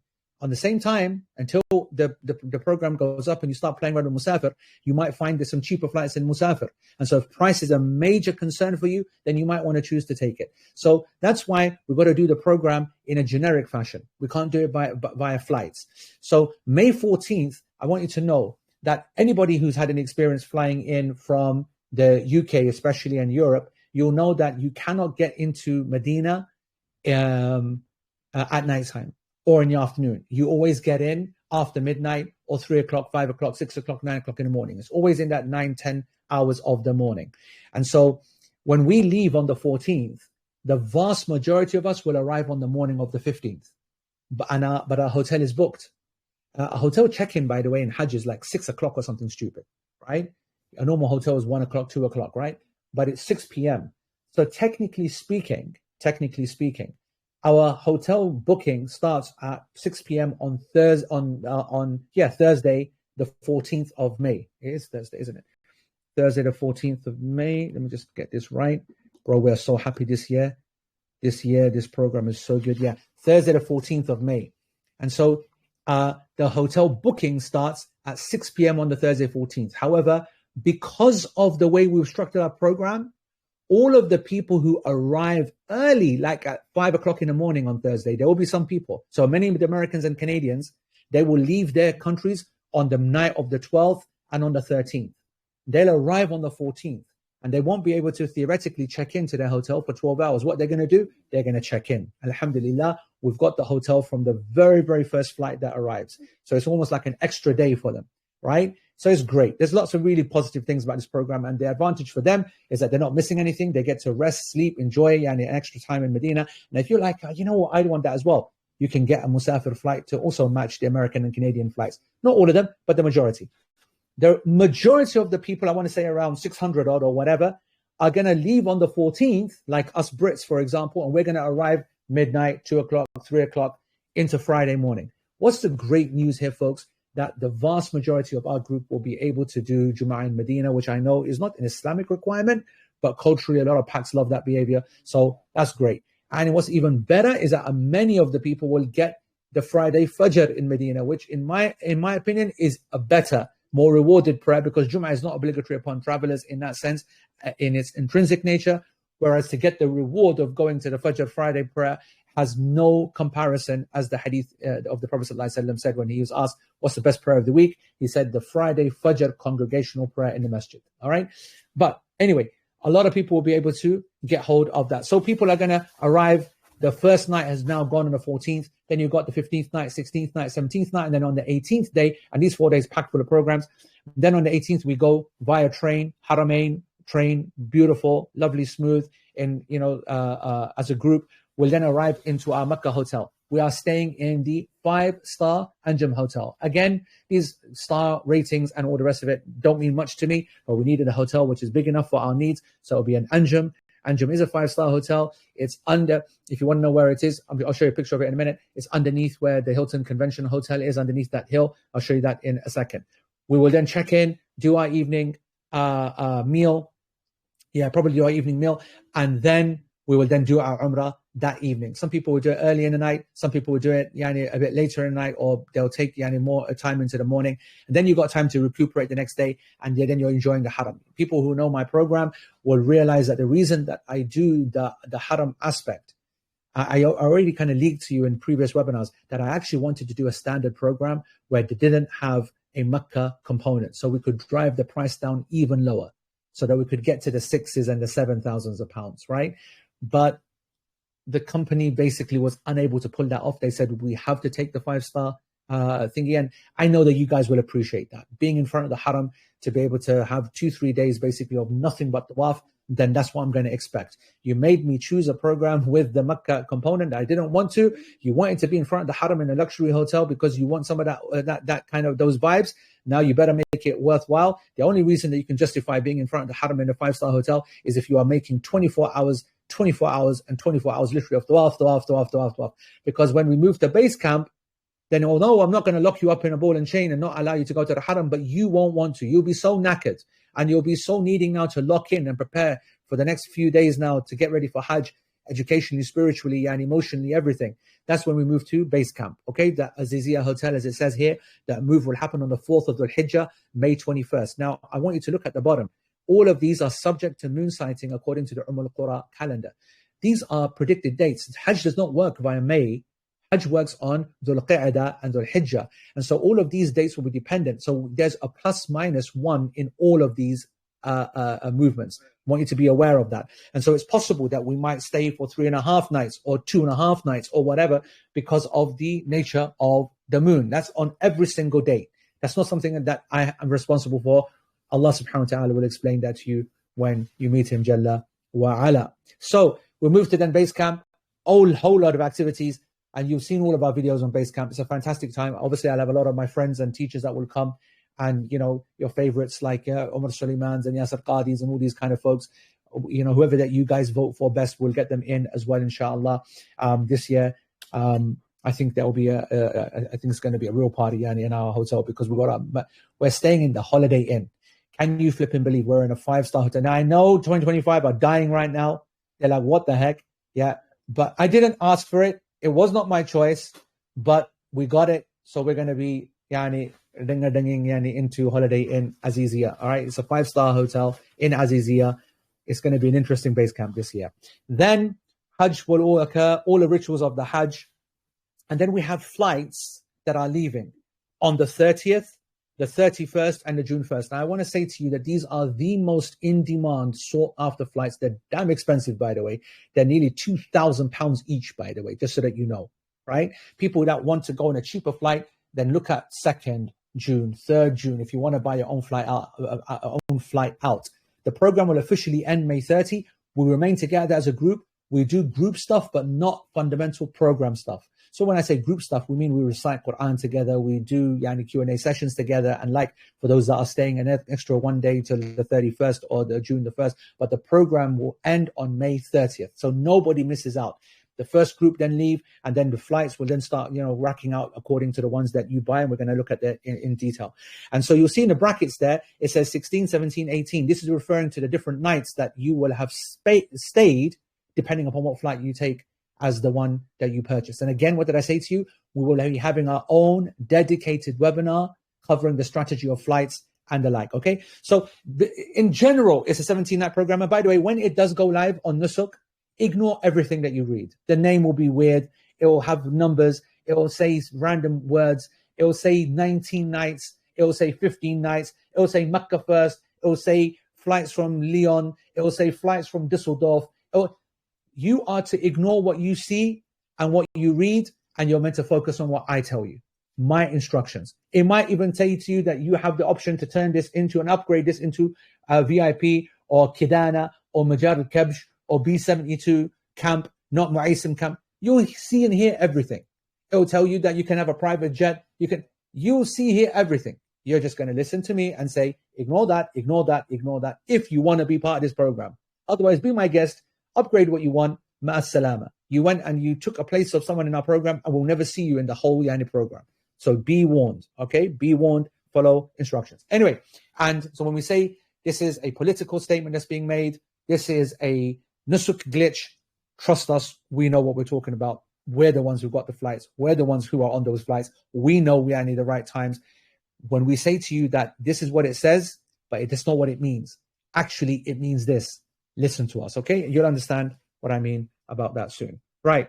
I'm very conscious this time. I want to now try and finish this off. So this is a bit of more of a kind of a breakdown for people who want to kind of understand it. So 14, 15, 16, 17 in Medina are going to be covering some of these activities, okay? Orientations, history tours, Rawda tours, Quba, Uhud. You've seen everything online, man. I don't need to teach you that. Then the 3 days that we get in Makkah, there's going to be activities there as well, but much less, because I want you to really focus on individual tawaf. But we will do some things together. There'll be some group walks and some group tawafs as well. Then the big stuff happens when we go to Aziziya. And those 3 or 4 nights, depending upon the Islamic calendar, before we go to Mina, the Mina tents on the 8th, that little period in Aziziya is the real highlight of this Hajj program. It's the strength of this Hajj program. It's people's oft voted most favorite part of the Hajj program. That's when we move to the hotel. We do a number of walks, sessions, Q&A sessions, the study sessions, all the guest lectures, this, that, whatever, blah, blah, blah, blah, just everything. And it's a proper vibe where we are. We're opposite Yani Al-Baik. We've got restaurants, you got kebabs, you got Yani lattes, you got Spanish lattes, you got gay lattes, you got Yani everything that you want. We're buzzing over there, buzzing. Then we go to Mina and the days of the Hajj itself. So we go to Mina on the 8th, we go to Arafah on the 9th, we spend the 9th night at Muzdalifah. We come back to our base camp on the 10th after stoning and the sacrifice. Sacrifice is something that we will organize over there. You will not be doing it on Nusuk. We do not trust anybody. We only do our qurbani, the sacrifice per person, with our own trusted source, because our fiqh is dependent upon it. We have many Hanafis that go with us. It's very, very important for their Hajj especially, that the Nusuk is, that the Hadi is done, the qurbani is done in the right way, right time. So that's just a side point. And then on the 10th, we will then go back and take some rest in our hotel, get Yani changed, whatever, etc. Then go and do the big acts of the Hajj on the 10th. Then come back to that hotel. Then come back to the Mina 10th night, 11th night, 12th night, and we'll also offer the 13th, Yani, which is the Sunnah to stay an extra as well for those that want to. Otherwise, we'll come back to base camp. Then the base camp, last activities, last reminders, last sessions, seal it down, final tawaf, and then people start to move out. Okay, this is Medina Hotel. If you've never seen it before, again, you're going to receive this brochure. Okay, if you want to remember the names and start doing your own searching, please feel free. But no rush, guys. Just relax, just chill. Right, just take it easy. All right. So you can see front row, that Yani line there is the actual masjid. Right, so it's actually front row on the masjid, okay, Anwar al-Medina, and then the same for Anjum. It is the opposite side to the clock tower. It is underneath what we call, it's opposite the extension, the massive extension, which is called the King Abdullah extension, and it's underneath, as you can see where it says Jabal Umar Marriott Hotel, and Jabal whatever, it's almost underneath it. All right. So the good thing about it is that there's no slope like we've had to kind of navigate in the last couple of years, even though it's a front row hotel, the Hilton Convention, which has been our hotel for the last 3 years, but it is on top of a slope. This one, alhamdulillah, is on ground level, and you can see its location. What you're seeing in that picture in the right corner, by the way, is its proximity to the, so if you look to if you look at the 2 minarets on the right of it, you can see the edge of the extension. And then if you look to the left of it, you can see the courtyard or the forecourt of the masjid and the lines of the people praying. And you can see when you cross over, you enter straight into the Anjum, that massive building. It's a huge hotel, by the way. MashaAllah. Then we're then at Aziziya Holiday. And this is the big surprise, actually. This was the one that we've been trying to keep secret as much as possible. And this is the one which is the game changer, the real Yani, madness, actually. On Aziziya Road, it's a great location because of our strategy for how we plan the Hajj, how we walk on the day of, for those that will walk and want to walk. It's a really good location. We should be able to get to the Haram in about 40-45 minutes. I think it's a really, really big result for us in this thing. But again, we're going to cover this in a lot more detail. This is not about the strategy of the Hajj itself. We're in the Holiday Inn, proper hotel, not a normal Azizia building. Kind of gutted, I'm not going to lie, kind of gutted. But, you people, yani, mashallah, want your luxury. Right, let's talk about the flights. We've got flights, folks. We have flights out of our ears. And this is just some of them. One of the reasons that the Nusuk system is struggling is because they are having to vet all the flights. I heard today, by the way, you're not going to believe this, by the way. I heard today that one of the reasons that they are not uploading the packages is because they have now asked the service providers, And to be honest, I can't even hate on this, but I can because it's making me look like an idiot. Keep saying that here's the link, but it's not here. But on the other hand, this is one way to stop fraud. You've got companies out there that basically blag the flight. You know, when you're trying to make a visa application and they say you got to show us your hotel booking. So you go to booking.com and you get the refundable thing, right? And you buy it and you show the booking and then they give you the visa based upon that. Then you go and cancel the booking. You get the point? And that's low level kind of situation. Is that even fraud? Who knows? Yeah. Don't ask me. I'm not a scholar. So, but now at the fraud level, you got companies, big companies that claim that they've got thousands of flights and they put it onto Nusuk. It's happened before, by the way. That's why we've got some of the companies that got removed from the Hajj game and other new ones that have come in. Okay. And, but they haven't bought the flights. And it was just a blag to basically get themselves onto Nusuk before anybody else. This is a dirty game, bro. I'm telling you, man. Don't ask too many questions. All right. And so now they have asked for every Hajj company to show every single receipt of their Hajj flights purchases, transfer of money, and their receiving account. That's why there's no packages that were uploaded by any company yesterday or today, and might not even be for another 1 or 2 days. This is not, the only good thing is that, you know what I noticed about this year's Hajj? It's a madness this year. Could be the last one. I do feel like it's going to be the last one. So if you're thinking I might go next year, meaning 2027, I just want you to know that I don't know whether it's going to be, when I say last one, I mean with Western involvement. What they are doing is too much. Good intentions, not great execution. So we are going to struggle, right? Like, you know, with all of these changes and all these requirements. But the one thing I will say is that not one particular provider is being singled out. Everybody is being slapped. We're all getting tappars left, right, and center. Everyone is crying and moaning and complaining, whatever, that we haven't been able to upload our packages. We haven't, whatever, so everyone's suffering. Anyway, you got some of these flights. We will release detailed itineraries for each one. Actually, I'm going to show you that in a minute, but I just want you to have an overlook that everyone's going to be covered. And everyone's got these great options here. And you've got now some rough idea of prices. And by the way, there's going to be some really cheap ones in there as well. There's going to be a few 7,000s. Let's have a look at some of these. These are 10,000, yeah? So let's have a look. Let's just go for an expensive one. What's the most expensive one there? By the way, I want to say to you that there's such a disparity. Last year, the Canadian tickets were so expensive. This year, they've held, and the London tickets and Manchester tickets have gone through the flipping roof. Anyway, so a ticket, by the way, can you imagine? So Washington ticket, no. Oh, bro, look at that Saudi Heathrow ticket. All right, 10,400 riyals. Bro, what the fish? 2,065 quid. 2 grand for economy ticket. That's some, 2 grand. Wizz Air right now, 150 quid. 150 quid, right? 150 quid. 2 grand.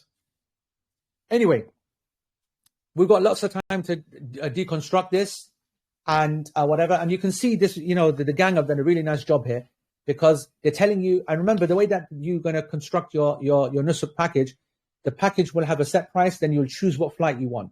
You like it because it's expensive or because you like a particular carrier, because you've got status, you might be able to do an upgrade outside of the system afterwards, or you don't have the budget, so you go for a cheap one. You might be looking at it for dates purposes because you want to come back later, you want to spend a bit more time, you want to get there earlier. This is all going to be up to you, all going to be, explained in a part of strategy. We'll go through it, but now you're starting to get an idea of prices, okay? So London is expensive, bro. But Manchester will be the same. Yeah, look at this idea price. That's some madness as well. 10,300. Bro, how the fish is Manchester more expensive than Toronto? If I'm to now go to Toronto, it's going to cost me like I don't know, $1,000. Yeah? And, bro, that's crazy, by the way. That is crazy. Also, some of these flights we are not going to be recommending. And that's also part of the strategy. See, I don't like that Emirates flight from Toronto. And I'm going to be actively telling you, despite the company wanting to sell their flight, I'll be like, nah, you know what? Allow that. It's coming in too late. I don't want you coming on the 16th. You get what I'm saying? So there's a lot to talk about when it comes to flights. A lot. But these are our group flights, and we're going to have a few more as well. These slides, no point me going in any detail. Please just trust me. I'm not trying to avoid anything. I know that you could be screenshotting or taking a picture of the screen right now. Please do it if you want. But don't waste your time. I'm going to give you this brochure. But it was just, oh, remember I told you about information overload? It will just stress you out, right? It will stress you out. You might be saying, no, you don't understand, brother. I need to give my work notice. So that's the flight I'm going to use, and I'm going to use it to give notice to work. Here's the thing. I've told you already that the way that the Hajj ministry is working right now, they are willy-nilly cancelling people's flights. Wallahi, I'm saying this, and I've now said qasam, okay? That they've been from these companies. So you've got Al-Bayt, and you've got Sira, and Dur, and Ikram al-Dayf, and Holiday in Makkah, and blah, blah, blah, blah. So I'm not going to name some of the companies, but they've had their flights taken off them and cancelled after they were published on Nusuk. Let alone those companies that have already said that they've got a package and they don't have a flight. When they go to buy the flights, they'll be sold out. You know, last year we had 200 seats on a Manchester flight that got cancelled. When? 1 week before we left for Hajj. And we had to then scramble and get flights, whatever, whatnot. Who was to fault? Turkish Airlines. What did they say to us? Get lost. What are you going to do? What could we do? Absolute sweet nothing. So this is the Hajj. It's a madness. Don't take these too seriously. These are locked in. These have been purchased, by the way. These have been purchased. These are purchased flights. However, and so if you really want to go with it, but it's better for you to do what I'm telling you, which is try your best, Americans and Canadians especially, from the 12th until 1st of June, 2nd of June. Americans, Canadians, lock it off. You won't need that much break, but try to lock that off. For the Brits, you don't need to start that early. 13th, at best. 14th is when you need to start. You also take it to 1st, 2nd June, even though most will be back on the 31st. Always giving yourself a little bit of a gap. Don't put yourself in a difficult situation, and don't stick to flights this strict, because they change, man. They let you down. We don't have control over that. All right. These airlines, they are gangsters. It's a mafia. All right. Just trust me on that. So anyway, there's lots of details. I'm going to, as I said, not cover this now. There's is the Canadian. I'm going to give you some time just to look at it. See, I don't like the Emirates flight. That option 2 can go and do one, mate. Forget that. But that option 1, that is perhaps the greatest Hajj flight I have ever seen in my life. By the way, there's a long layover. If you look at the layover, it's a mad layover. Where is it? 10 hours? 10 hours layover. I would take that layover every day of the week. Imagine arriving in Medina on a Fajr time and not having to pay for that night sleep, meaning that Fajr to check-in time, and then the whole day as well. Being able to, bro, that's amazing. But forget that. What about being able to leave on the 30th, which might be the 13th evening or the 14th evening, otherwise known as Hajj perfection? Finish Hajj, go straight home. Majority of us are going to be waiting for a day or two. My guys, boom. So that's the flight of the trip, by the way. Is there one that's equivalent? Yeah, you see, Americans might not get something as good as that. Would they get something as good as that? Wallahi, to be honest, that JFK Qatar one's a great flight. Washington one, not too enamored about the Washington one. There'll be other JFK flights as well. There are more flights coming. Don't worry, okay, folks? Right, UK, yani, yeah, meh, to be honest. Yani, it is what it is. Again, we'll speak about these flights. They're high quality, super expensive, luxury flights, obviously, in the flight game, but their times are yani. But you can't win with the flights from the UK. We always arrive in that dodgy kind of 2:30 in the morning, 5:25 in the morning. Next ones, look what have you got? 8:05 in the morning. Look at that one, the London Heathrow one. 9:40 in the morning, 1:35 in the morning. It's all random stuff. A-Jet though, bro. A-Jet. So I know more are coming, and forget about more coming. What are these flights? These are automatic flights that allow you to check out very quickly. So that's the advantage of taking them. Whether they're more expensive or cheap doesn't matter. If you want to take a risk with the Musafir system, which is where you configure the flight in real time and it's taking time, then you can probably get some really good deals. Again, strategy session to come. Here's the thing. Prices, folks. It's done, okay? I say it's done. I can tell you right now that 2 packages were removed today from Nusuk, from another company, and their prices were cancelled. So these prices can go up and down, but not by thousands and thousands. Like you should say that each one of these prices has a give of plus minus 2,000 riyals. Plus minus 2,000 riyals. But let's just focus. So that could be 31,000 to 35,000 for the quad. 35,000 to 39,000 for the triple. 44,000 to 48,000 for the double. This is a standard package. Guys, what have I told you? That there's variance. What have I told you? This is pretty much locked in. What have I told you? If there's any discrepancy between these figures and what appears on Nusuk, it's what appears on Nusuk that you go with. And hopefully it's cheaper than these. And I am very confident that some of these prices will be cheaper. The quad prices, I believe, will be cheaper. You might say, well, how can I get a quad price, a quad place? Bro, there's 600 quad places. Don't worry. Okay? We have hundreds of quad places. Hundreds. 500, I think. 550. I can't remember how many, but loads. So this, we should celebrate, Allahu Akbar, walillahi alhamd, that this year's Hajj, for some people, is going to be a clean £1,000 or £2,000 cheaper than last year. That is insane. That's with the flight. And I'm just gonna do a flight. I'm just gonna do a program for you. Okay, let's do Toronto. Let's just do no. Let's not do Toronto. Let's do New York. Okay, there'll be a lot of people that will come from New York. 33,000 plus, yani 10,000. Okay, so that's 43,000. Let's say we round up to cover every possibility. 45,000. There are people now that are being sick, yani, from 2025, thinking, how the hell? $12,000.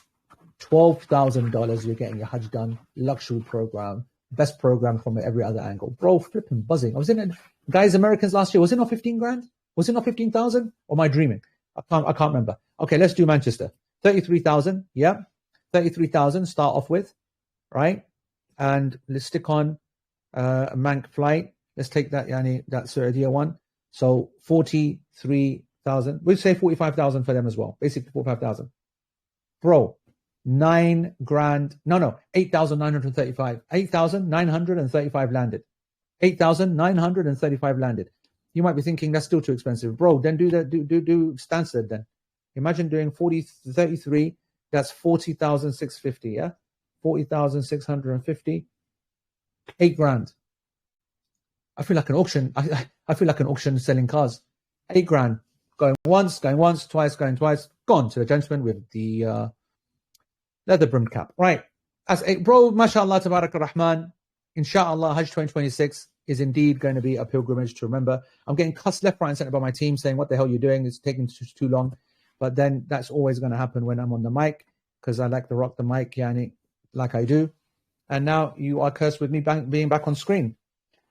And Allah subhanahu wa ta'ala knows best, ladies and gentlemen. So, summary, before we start taking questions, don't panic.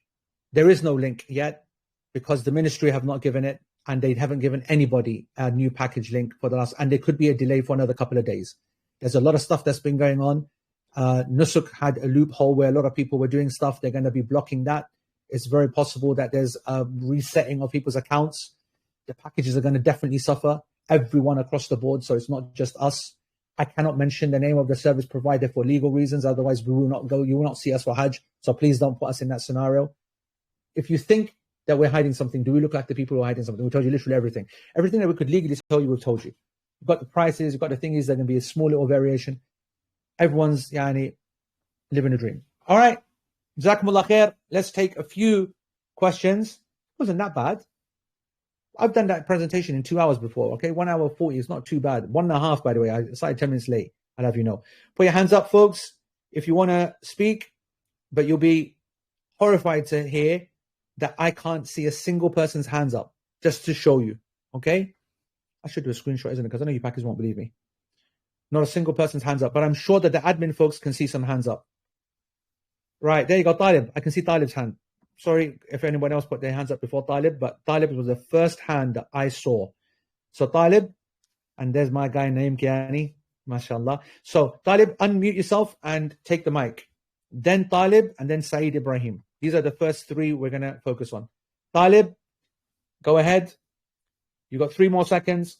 Then Kiani, go. Your turn. You got 3 more seconds. There we go. Kiani's here. Name's here. Salam. How you doing, good. How you doing, bro? Just a question on the flights. And I know Is there more availability on flights from Heathrow or from Yes, Stansted? there are, and that's exactly what I mean by strategy. Don't open this door now. Okay, when we come to the flight session, when I say right now it's the strategy session 1, everybody needs to tune in, because I'm going to then tell you exactly how many flights we've got. And I'm going to be doing a poll from people, asking them for what flight is it that, once I give you the brochure and you start looking at it and whatever, then I'm going to be asking you guys, all of you, and I'm going to need your full participation. So one thing I want to say, whilst we've still got everyone here, guys, now is serious. Now I'm going to start be doing polling in the main group, in the channel. And when I do a poll, breathe, read the instructions carefully. The number 1 instruction will be, don't everybody in your family answer it. Only the lead pilgrim on behalf of everybody else. Got to have that communication amongst yourselves. Don't just go and vote. And second, read the options carefully. Choose the right one and vote. When you do that, that allows us. Why are we so successful at what we do? Why is it that last year we were the highest group with our people with a successful program in phase 1 that you've heard all the nightmares about? Why? Because I trusted the people to listen to my instructions. They trusted me by asking relevant questions only. They answered it truthfully. We were able to set the strategy properly. We then put it in front of the people. They followed instructions. They're the ones who won.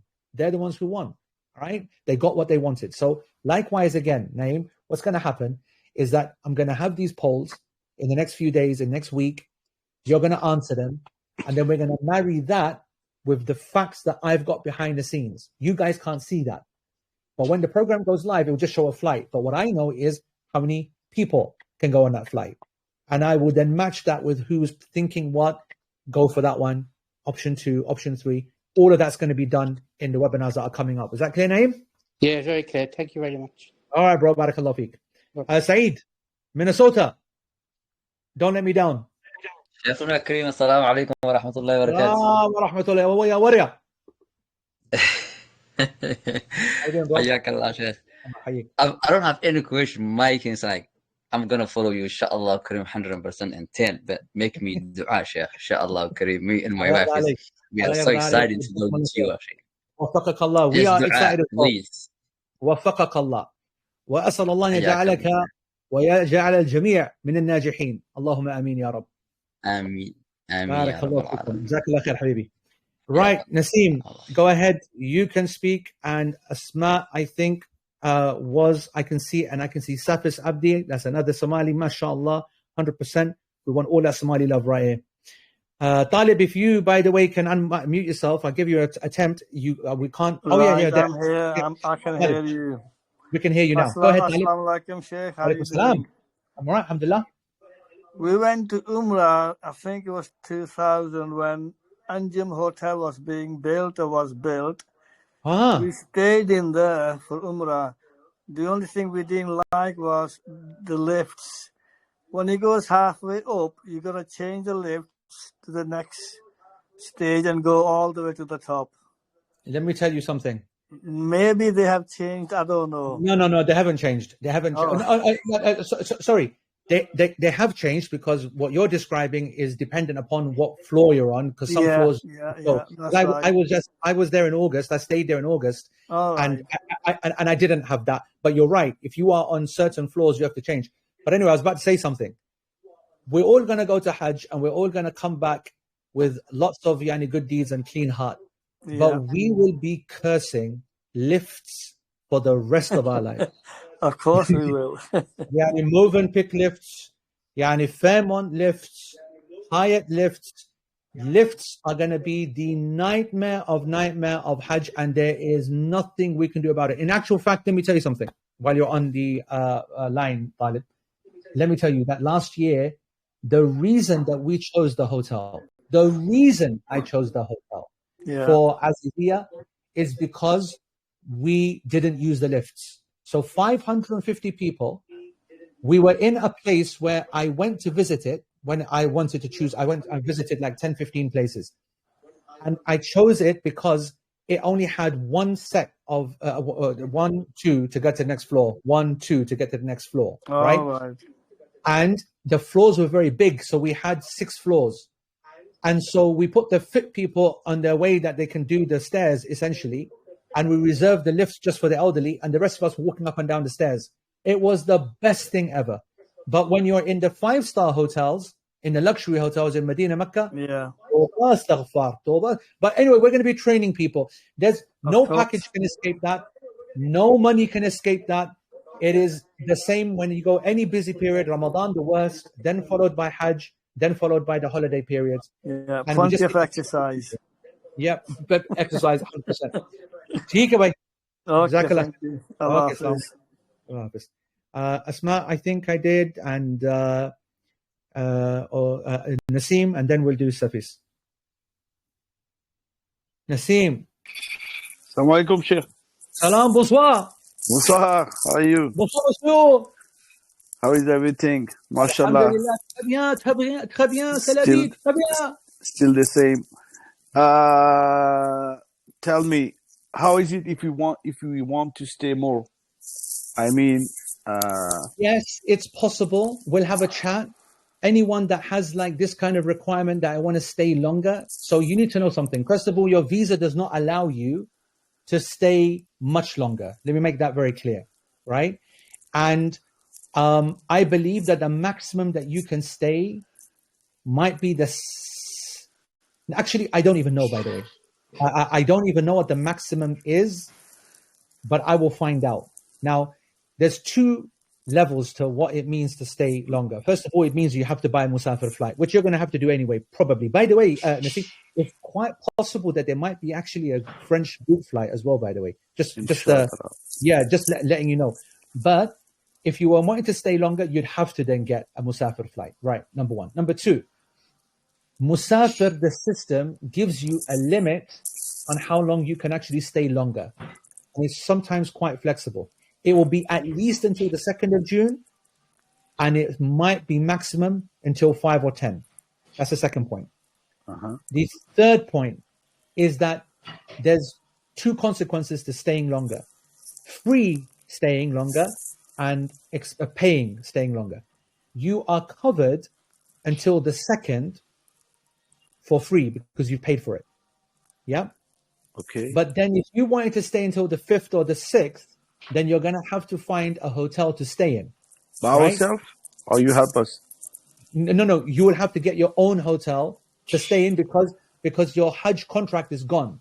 However, last year, when we were in like what's called a non-hotel, yeah, we had some people that stayed for another 5 days, right? I want to say that now you've got the josh, yani, that you want to do that. When we get down to business and you take my advice, you're going to go straight home. When we get down to business, okay? But now you're thinking, I want to stay, you're going to be ill. And you're going to be not in the front row of the haram, where it's costing £500 a night to then go and get a hotel or whatever. You're going to be ill. You're going to be alone. The maza is gone. You're exhausted spiritually, mentally. Yani, I will not be recommending it. Now, like I said, last year, there was I was aiming to go maybe to Al-Ula or something like this. I think you can go to Al-Ula to visit. Yeah, but after Hajj, maybe. Bro, not, I can tell you right now. Yeah, I know. You're right. Trust me, bro. You're right. Trust me, man. As your Pakistan buddy, as your every other country on the planet buddy, trust me on this one. Inshallah khair. Inshallah. We'll be in touch, inshallah. Jazakallah khair. Assalamu alaikum. Safis, I'm probably butchering your name. Safi, Safis, Safis, Safis. Some problem with your phone. Salam alaikum. There we go. Alaikum salam. Okay, let's have the name first. It's Safiya. Sorry, it's just like. Why on earth have you butchered that, man? Sorry, it's just when I was logging. I apologize. How are you doing, Safiya? How's things? I'm doing good, Sheikh. I just wanted to ask you, do we have to have a medical insurance if you want to go? No, you don't, but okay. I will be recommending that you do, and we'll be researching that over the next few months, over the next few weeks. And when I say to you that this is what we're going to get, you're going to get it. Because the even though there is a Hajj care system and there is medical care for Hujjaj under the visa, it's not great. And our experience is that you should have some cover. And so I will have a session on that where I'll cover the Islamic ruling on it first, because it's a contentious one, and then what types that we've got. All right? And one more question. So when do we start being fit? When if you want to go for this year, when do you recommend you start doing your fitness? Right now. You can never start too early with just doing walks that are making you just every day a little bit more tired, then a little bit more tired, then we're not going to start the steps yet.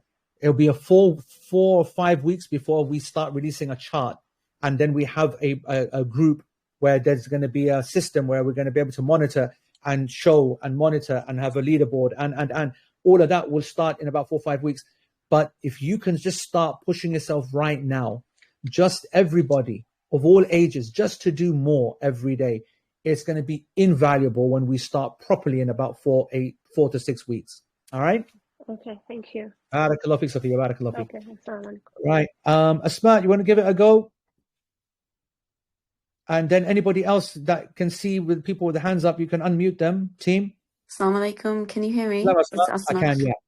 Okay, please don't tell me off. I really thought about Hajj only in the last 3 days. Okay. Applied via Nusuk app yesterday, only because, I mean, I'm a single mum with 3 children. I asked this on the group as well. Yes. I know I've honestly, every time I wanted to go on Hajj, I've always wanted to go with your group. And the opportunities only come up because I've realized that half-term clashes. I know this sounds very bad, but as a primary carer for them, it's clashing with half-term in May. And so I thought it's now or never. The only thing is, because I take them to 3 different schools, basically, the earliest I can get in is the 23rd of May. Is that too late for you? Is that too late? Yeah. It not only is it too late, like I wouldn't allow that because I wouldn't give you the Hajj experience that you deserve. But actually, Nusuk this year won't allow you to book the program if you came in on the 23rd. Like, you wouldn't be able to buy the flight even to come on the 23rd. Would I not be able to buy a separate flight? I pay additionally to buy a separate... So theoretically, and we will continue this off-air in direct messaging, and maybe I'll give you a call, or the team will over the next few days. Theoretically, you could buy when Musafir comes out. Do you understand the concept of a group flight and a Musafir flight? I don't actually, only because I've just learned for the first time all of this. So I'm getting it. I'm realizing. There's a lot of catching up to do, but quite simply, when you put this into your checkout and you select a group flight, you check out very quickly and very easily. It's going to be a horrible day, sales day. Yes. And it's going to be manic, right? And you don't want anything to make that longer than what it is. And if you don't take a group flight and you do what you call buy your own flight, okay, you can only buy a flight inside the system. And it's a really rubbish system, and it takes ages, and it sometimes blocks you, and it makes you miss out your chance to get it. Now, let's imagine it was working perfectly, and which it won't be, but let's imagine that it did, and you were able to buy your own flight. The only thing that will allow you to do is to also come in on the same dates-ish, with maybe slight kind of difference of time, meaning like 12 hours difference, not 7 days like what you want. Now, hear me out. What some people do is that they find the cheapest flight that they can buy, because you can't buy a Hajj package without a flight. Yes.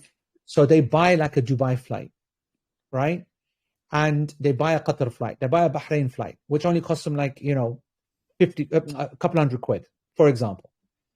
So instead of putting down £2,000, they've put down £200 and they bought like a dodgy flight, which they're not going to use at all, right? And then they buy a flight themselves on from your own travel agent. Very risky, but it's possible. Not as late as the 23rd, though.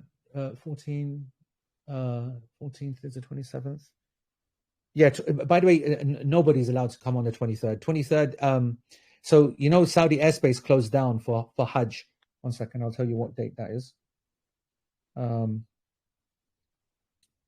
It's the 6th, I think, of the Hijjah, which will equivalent to... you won't be able to... No, sorry, the 21st. if I'm not wrong, sorry, legally, there is one package that I found via whoever, and they're doing an express 10-day. It is Al Bayt, it is Dome, I think, ABG, and they're doing 23rd to the 31st. Obviously, that's my second choice. You are my first. Oh, no, that's fine. That's fine. Al Bayt, like I told you, are the best. There's no problem there. But best in other ways, not as a program. Now, that must be, and I want you to listen to me carefully, is because they have a Saudiya flight with that. Now, what do I mean by that?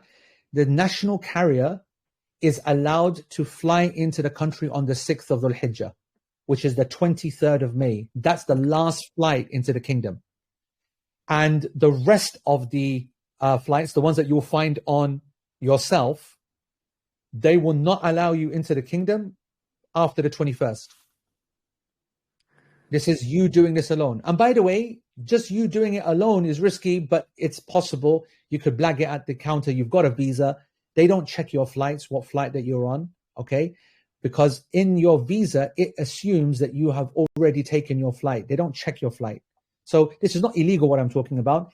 This is the way around it. But it's expensive, and I don't recommend it. You miss so much of the program. The Medina aspect of this program is so important. I know that you don't want to hear this, and I'm absolutely not having a go at you. No, I think that you work on a different level to find a solution for the kids. And I know single mom, no major extended family, people make it work. There are people that have been far off than you, worse than you in this kind of scenario. Believe me when I say that. Madness situation, more kids, less family, and they make it work. So you got to now make a call here. But I want to say to you, you wouldn't sacrifice your Hajj just because you can't make it work. Then you would go with the Dome package. Absolutely. Okay. Jazakallah. All right, Asma. If you need support, help, we're always here for you. Okay, bro? Thank you. Jazakallah. Yallah. Take care. Assalamu alaikum. Go ahead, Locum.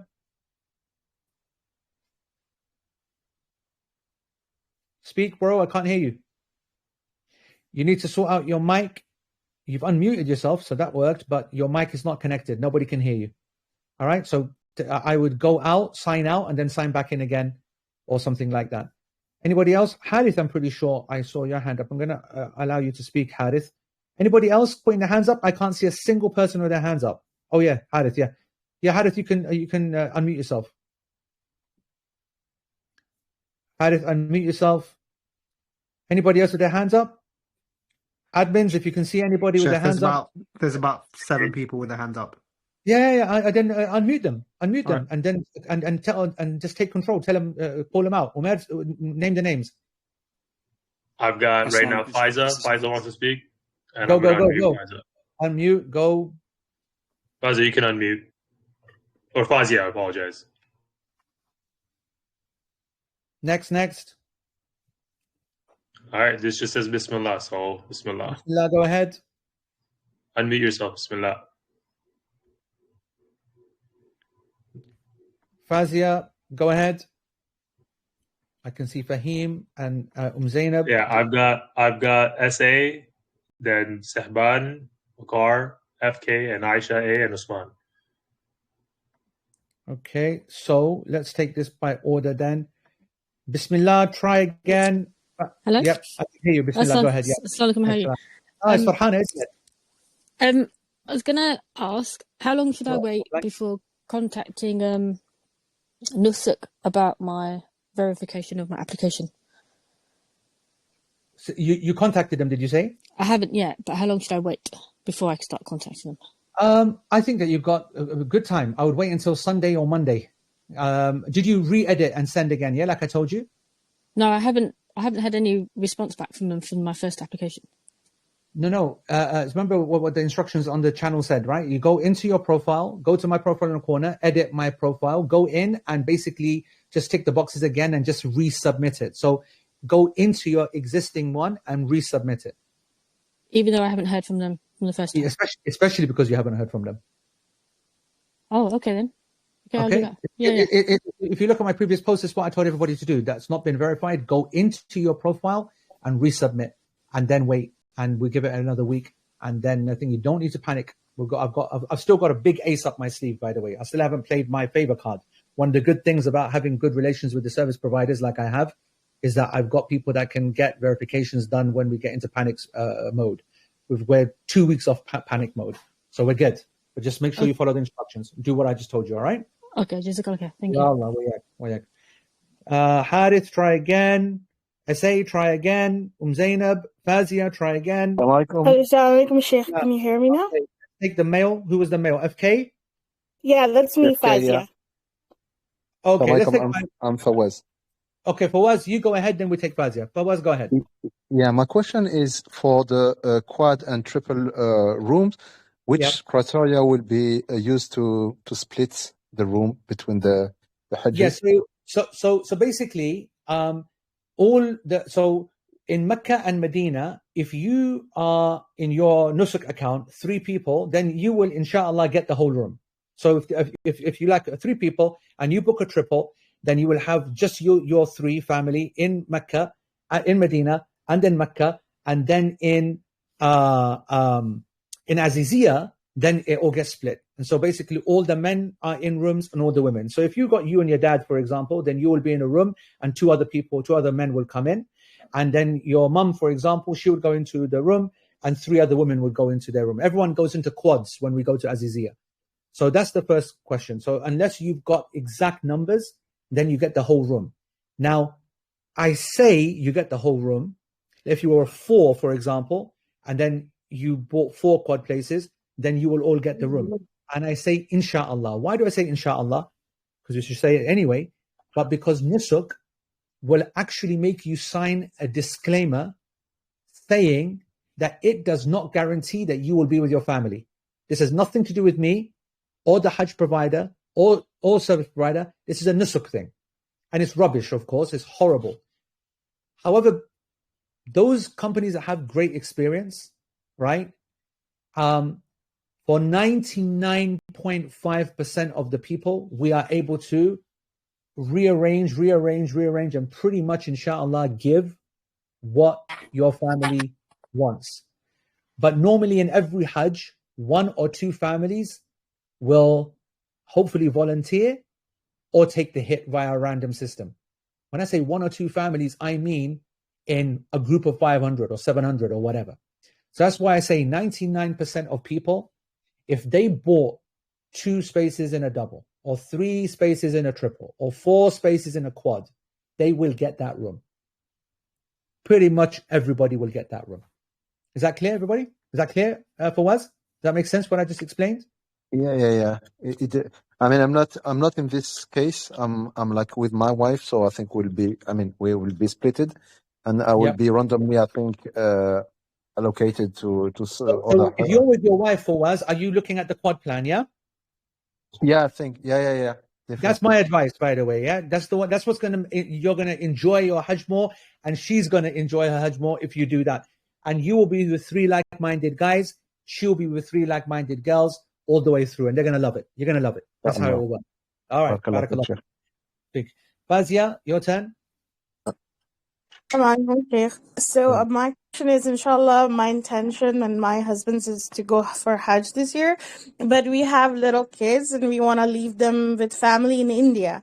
So how would we go about it? Because we live in US. Yes. So what you would be doing, right, is that as part of your thingy, and it's not really for now, I think that, but we're going to start thinking about it. We're going to get the package out and the guaranteed flights in front of you so that you can now start doing the math. And you're going to now look, and very likely you're going to get a Musafir flight. That means that you would ignore the group flights. Okay. You would configure a Musafir flight, which, for example, would be JFK to Calcutta on the 12th of May, and then 1 day to get all that sorted, and then on the 13th or the 14th you would go from Calcutta to Jeddah, for example, then Jeddah to Medina, whatever, and then you do the same. Meaning you would configure a specific flight that fills all the rules. And by the way, you can start practicing that right now.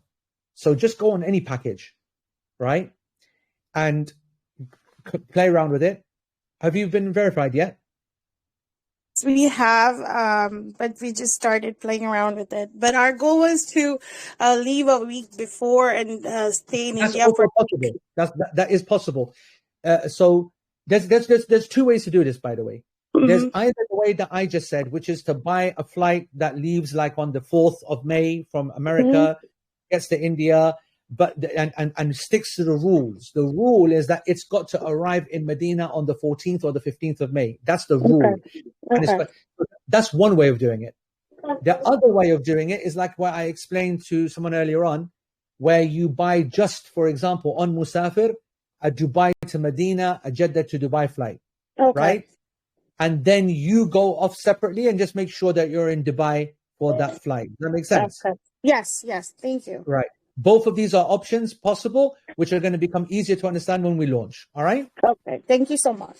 Okay, barakallah fi. Usman, go ahead. Then Harith, you can have another shot. And then SA and then Zainab. Assalamu alaikum, Shaykh. Usman. In my question, maybe a little bit on a side thing, it was just, I seen a post regarding Hajj AE at Cheadle Masjid for this Saturday after Isha. So I just wanted to check, is that going to be anything, is that going to be the same content that's been relayed on the webinars? Absolutely. Anybody that's in the Telegram game, it does not go to that. Unless they just want to come salam, do a hug and, ask some private questions, I'm there for the local folks. That is aimed at those people who don't even know what Telegram is. We have people like that. All right. Every year we have like about 10, 15 people. They don't know who you are. They don't know that the masjid is doing Hajj. This is a community kind of give back, right? Just go there and sadaqah project and whatever. But it's nothing for, and I need to actually mention that on the channel. Thank you for reminding me. No problem. Jazakallah. Harith, have a shot. No one more go. Harith. Assalamu alaikum. Salam. Can hear you. Yeah. Oh, kid, finally. Sheikh, this might be a silly question, but in regards to, so if we were to choose a double or a triple or a quad, does that apply in Azizia as well, or is it just in Makkah, Medina? No, quad all the way in Azizia. It's only Makkah, Medina, correct. All right? Perfect. SA? Assalamu alaikum. Salam. Assalamu alaikum. My question is that I was not verified yet. My wife is verified. So should I start putting money in the wallet? No. You are linked, aren't you? Yeah, we're both linked. Yeah. Yeah. Don't put anything in the wallet. All right. Just make sure that you get verified first. Then we do payments. Okay. Okay, inshallah. And have you edited your profile like I've been saying? Have you gone back into your okay, and sent it and resubmitted it again? Yeah. Yes. I had to do it, and now I have done it 4th time now because it's a UK share code thing. Oh, you're one of those. Okay. Yeah. So listen. Yes. What I want you to do is is Chief on? No, he's not. Is he? Imtiaz, message the Zainab account, okay, and get them over the line, okay. Imtiaz or whoever who's available. Who's here? Miza, anyone here? Someone who's able to actually come onto the mic or whatever. But anyway, someone's going to message you, okay? Miza, just message inshallah. her. Yallah. Okay, inshallah. All right. Barakallah fiqh. Thank you, Miza. Right. SA, try again. Isha A, you can try. I can't see any other hands up. Oh, Muhammad Qabil. Yes, I can see his hand. Yeah. Have a go. Assalamu alaikum, Shaykh. Aisha, have a go. Excellent. Go ahead. Just a question about the quad room. So I'm planning on going to Hajj, inshallah, with my wife and her parents. In Azizia, would we be split then, even though we have a quad? Yes, even though it's their parents, But in a way where you'll be with your father-in-law and she will be with her mum, basically. Yeah. All right, that's perfect. By the way, you don't need to be with your father-in-law if you don't want to. Yeah, I'm just saying. It'd be an honor to, Dora. Astaghfirullah, you're the haram guy you are, man. What are you making me say? Astaghfirullah. Right, Aisha and Aisha. Yes, go ahead, Aisha. Assalamu alaikum, Shaykh. Salam. What an Aisha you are, mashallah. It's actually Muin, Shaykh Muin Mabo. No doubt. Who couldn't get you to last webinar on Sunday. Barakallah feek. Right, Sheikh. So sorry, basically, I actually wanted to ask you a question, but I think in last few questions, I've got the answers anyway, so it's Good. fine. Good. Jazakallah khair, bro. Jazakallah khair. Exactly. Okay. Barakallah fiqh. Isha A, try again. Assalamu Muhammad. Salam. This is Aisha. So Hello. we're planning to come with your group, but we have something we have to attend to here in the US till on the 14, 15, and 16. So the earliest we can leave is late night on the 16th. Will that work? Because I know someone asked about coming in late, and you said that was so late. So I just wanted to make sure if that was going to work. It could work, but it's not going to be very nice. You're going to miss out on Medina, man. Are you ready for that? Have you been to Medina before? Will you agree to come? Have. Okay. I have. It's just that, I understand, right? It's just that it's something we have to be here for. Is it that we stay and not go this year just because of that, or we sort that out here? Well, and it's just for that weekend. No, so I that's understand. why I'm like, I understand. Well, we're going to have to make a deal. The deal is going to be that you are going to promise that you're going to join me for an Umrah program one day where you do Medina properly. And as long as you agree to do that, then I'm going to let you come that late. And inshallah, you can get a Musafir flight. It can work. So what you're going to do is that the remaining webinars that are going to come and speak about flights, you're going to make sure you attend or see the recording. And we're going to teach you the way of being able to do that, because that's not so late. It's not the worst thing in the world coming on the 17th. But yeah. Is that clear? Yep. Thank you. Jazakallah khair. Barakallahu feek. Okay, Aisha. Assalamu alaikum. Muhammad Qabil, try again. السلام عليكم شيخ. Salam. كيف حالك؟ حياكم الله. Yeah, I'm calling you from Netherlands. So I was trying to go with you last year, but with Al-Musafir it was a nightmare. You remember we had that discussion. So my question is that there is a chance to have any group flight this year for the European guys. So I'll tell you this much, that this year is good because it's gone back to 2024, right? Now, what do I mean by that? In 2024, we had loads of Europeans because the same system as now is, meaning that you have the right to get. So to answer your first question, will we have a Netherlands group flight? I don't think so. That's the answer to the first question. I don't know for certain, but I'm 90% sure that we won't. Second, we have the option of Musafir, which has been improved, I have been told. But it is what it is. We'll have to see and check it and test it. Let's see. But then you have the third option. The third option is that this year you've got these cheap kind of budget type flights now. I think that it will be a really good idea for you to get one of those. And it might be even cheaper than going via Amsterdam, right? Ras, how have I allowed Fatima? You're on the screen. Yeah. So what I mean by that is that your Amsterdam ticket might have normally cost you 8,000, 9,000 maybe riyals. Yeah. Well, if we confirm that Stansted ticket for 6,000, 7,000 riyals, it'll be cheaper for you to actually fly to Stansted and get the group flight, and you buy the. Sorry to cut you, Sheikh. So I totally agree with you, because last year it was not possible for us to select the group flight from the UK. So if it will be possible this year, it is. That will be great. That will be great. Yeah, that's fine. That's fine.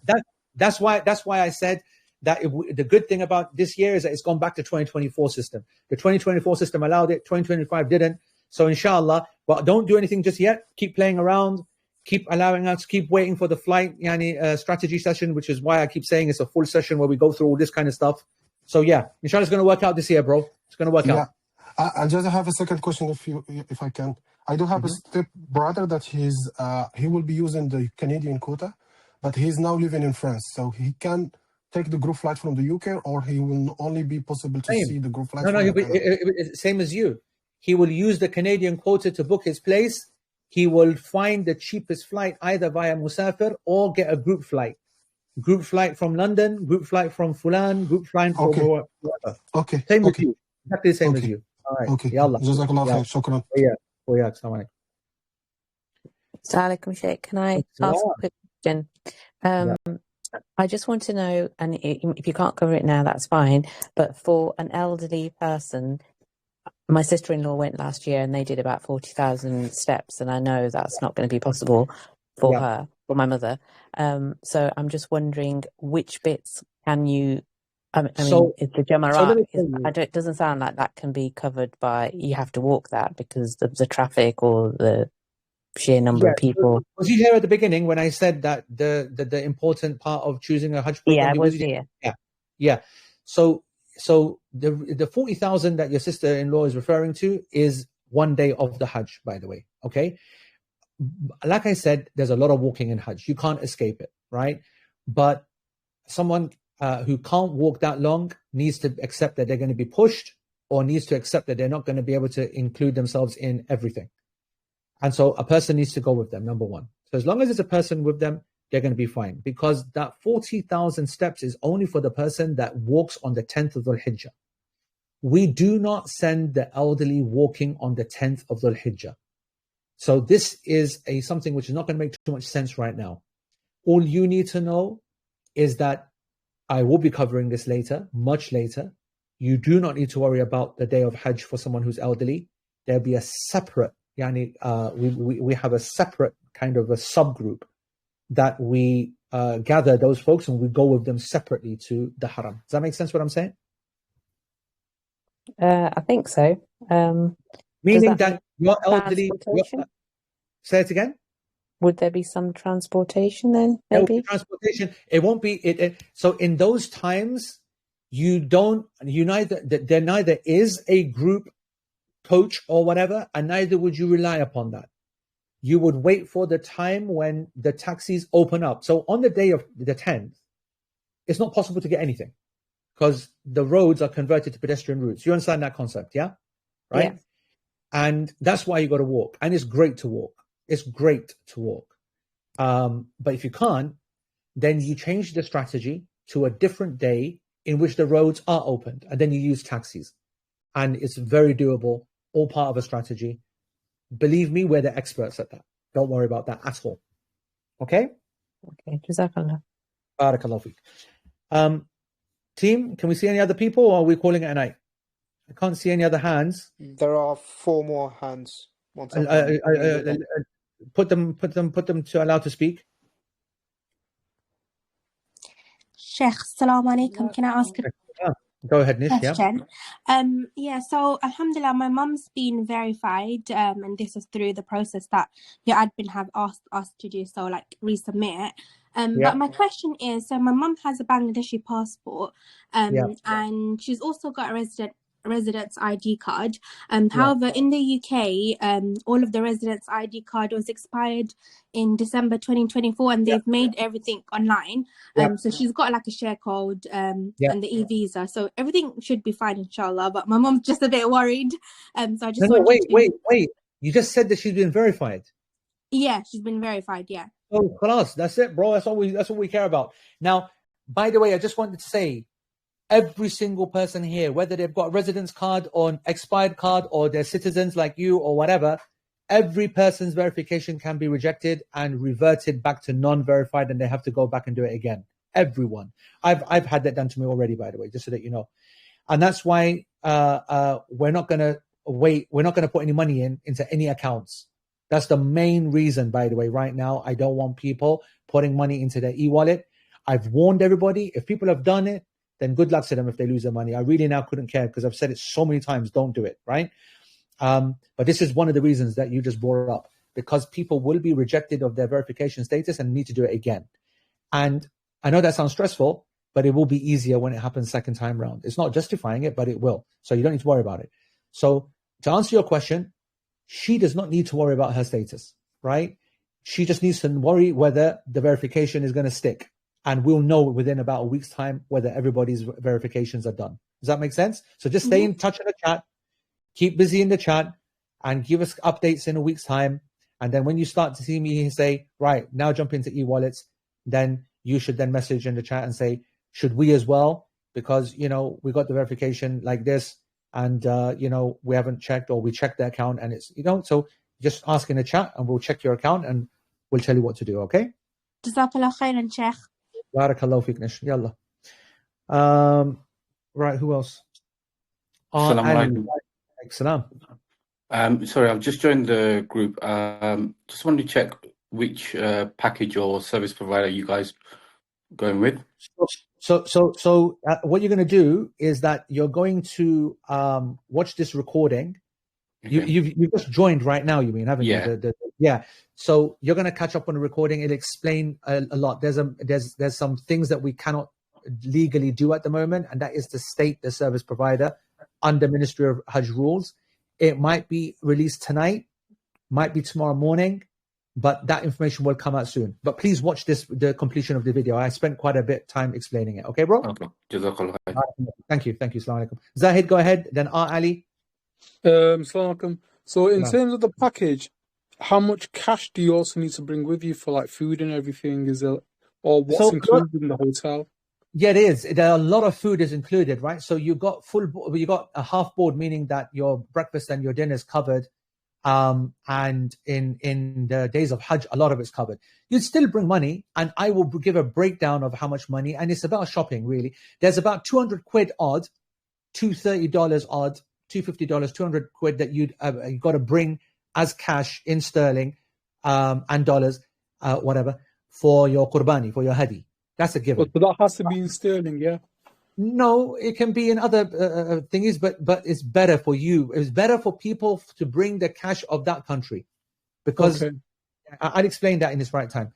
And then the rest is just your personal food. And a meal is around 7-8 quid, right, per person, right? So, and that's only going to be for the odd lunch. And you're not going to want to do it. Believe me, it's so hot. You don't eat so much. You're going to spend more on drinks than you are going to be thinking. So it's about how much you spend. You're going to want to buy gifts. So it's about 500 quid probably, no more than that. But I will give you a very detailed breakdown. When the registration finishes, I'll cover all of that in a lot of detail. Don't worry. All right? Okay, bro. Yeah. Assalamu alaikum. Thank you. Ali, go ahead. Zahid. Ali, Mariam, you can also go ahead. I can't see anybody else's hands. This is the last call for hands, and we might have to call it tonight. Abbas, go ahead. Hello, assalamu alaikum. Salam. Hi, I just wanted to ask that if you do upload your e-wallet and then don't manage to get a package, is money deducted when you withdraw the money?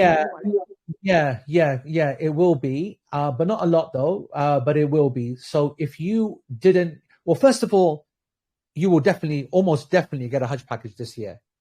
The quota situation, the rush on Nusuk, and we'll be covering this in the next few sessions, in the next few webinars that are going to be this week and then weekend and then whatever. So make sure you tune in or catch the recording.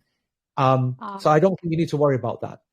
But if you chose not to go, that's something else. But I'm almost positive that you'll get your Hajj package this year, especially with us, because we've got a real big quota. Yeah, we did that on purpose. Brilliant. Right? So if as long as you're committed, you've got nothing to worry about. Now, it doesn't happen, then you will pay on £10,000 about £230, I think. That's how much you would lose on the £10,000 that you put in. Oh, okay. Okay, but you're going to get your Hajj package, don't worry. Oh, inshallah. Jazakallah. All right, barakallah fi. Ali. Anybody else? Sorry, Shaykh, I didn't mean to interrupt. There's names that have been added to our pseudo queue. It'll be basically where the panelists are, and you can just allow them to speak. So we've got Waqar, do you see them? Yes, I can. Yeah. Okay. So Umit, why don't you go first? Then we'll do Faizan. Then we'll do Waqar. Then we'll do Hina. Yeah. Assalamu alaikum. Salam. I just wanted to ask about the food-wise. Actually, I know you said it's a variety of food will be in the hotel. Is it going to be like all Asian food or include all the other one? Because I have stomach problems. So normally it's international cuisine, okay, meaning that they mix it up and they have a mixture of bland food and then they have, like spicy food and hot food. They have a mixture. So that's the first thing. And certainly in Mina, that will be the case. The food in Mina is very bland. Like, you know, they don't take risks with spice and so on. So that's the answer to that question. Great. And also, I missed the price as well. Sorry, 1 second. But the more important point is that anybody that has any kind of condition, colitis, gluten-free, gluten sensitivity, allergies, this, that, whatever, or specific requirements, absolutely needs to make their own requirements and by their own arrangements. I mean, not requirements, their own arrangements. Why? Because you cannot rely upon the catering over there to have something. Now, I can tell you that I have seen with my own eyes at Movenpick, the chef bring out gluten-free toast for a person that said they wanted gluten-free. I didn't believe that it could happen. Then I saw him bring it out. So on the odd occasion, you'll see in the hotels that someone will have like one piece this, one piece that. But if you are going to be like really like, you know, sensitive to certain things, then make sure that you either A, bring it with you, or B, know that the supermarkets in our hotels, which we have a lot of, Bin Dawood's in our hotels, alhamdulillah, they do sell gluten-free food, and then you get your own. But to answer your question, international cuisine of mixed variety, the default is Asian food, the default, because that's just easier for them to do en masse. That's not because of any other reason. But you should be okay, Inshallah, Jazakallah khair. And also, one more question. I missed the price, hotel prices and the flight. Is it going to be together or separate? It will be separate, meaning you'll choose what flight you want. So when you watch the video again when you get some time, or just wait 1 or 2 days and then we'll release this PDF as a brochure. And you will see that the flight was roughly 10,000 riyal, and the quad room is around 43,000 riyals. So 45,000 riyals will cover your cost. So we said that it's between 8,000 and 9,000 pounds. It's cheaper than last year, alhamdulillah. So 45,000 will cover with the flights and everything. Well, 45,000 riyals will cover a quad London price, taqriban. Okay, double, right? Because I was thinking to do the double though. If you're doing double, then it was a lot more expensive. So you'll need to, I think that was something like 46 and 10 to 56,000 riyals or something like that. Per person, yeah? Per person, that's right, yes. Okay, Jazakallah khair. Barakallahu feek, thank you. Faizan. Assalamu alaikum.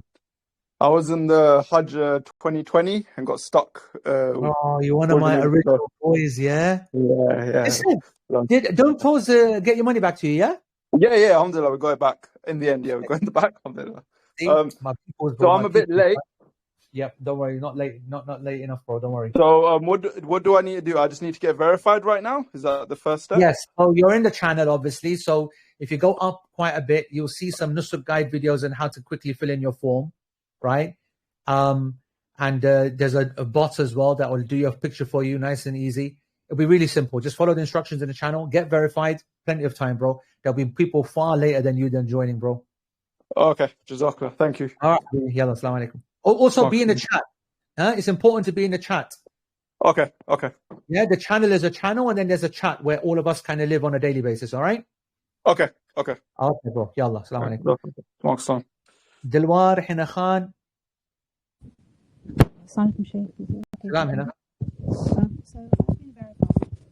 I can't hear you. Speak into your phone. Can you hear me now? Now I can, yes. Yeah. Okay, I've been verified on Nusuk. I'm hoping to take my elderly father, inshallah. He's in his late 80s. He's not yet been verified. Obviously, I'm going to be responsible for him. My understanding is I'm going to go regardless. He's still unsure. He's a bit anxious. He's got issues with incontinence, etc. So I think some of that will be answered by your medical webinar, inshallah. From my understanding, I should not at any point link our accounts if I definitely want to go without him. Is that correct? 100%. 100%. I would just focus on getting him verified. I would make sure that you obviously attend the webinar, and if we then need to have a chat in detail, then we'll do that as well. Gotta tell you, I'm not feeling positive about that though, Henna. I've got to say that late 80s with incontinence issue is a real tough without a son or son-in-law. Yeah. I don't want to put you on a downer, but I think get ready to the negative. Just get ready for the negative. Okay. To be honest, I'd rather have a realistic opinion on it. Is there a way that... Listen, I'm going to tell you right now. Yeah. It's extremely hot still. Like you'd need to wait another 5 years before the temperature gets down to a really safe level. Okay.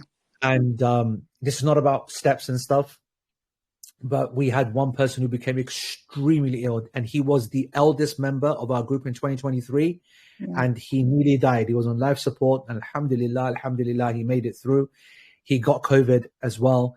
And I want to say, the problem is that Chief's not here, and I don't know with my 23 peoples, but I want to say that he was 86 or 84. And, you know, that was a tough situation. So that's my gut feeling, but you know, stay hopeful. Let's see what happens. Stay in touch. That's all. Okay, Jazakallah, Shaykh. I appreciate the honesty. Lovely. Hello. Assalamu alaikum, Shaykh. Waqar, yeah, go ahead. Sorry. So the question that I had was just with regards to the package release date. I know that you've kind of tentatively said 3rd of Feb. Release, you mean be able to click on Nusuk and play around with it, you mean? No. I mean actual day to check out and buy packages. Yeah. February 3rd, apparently. Yeah.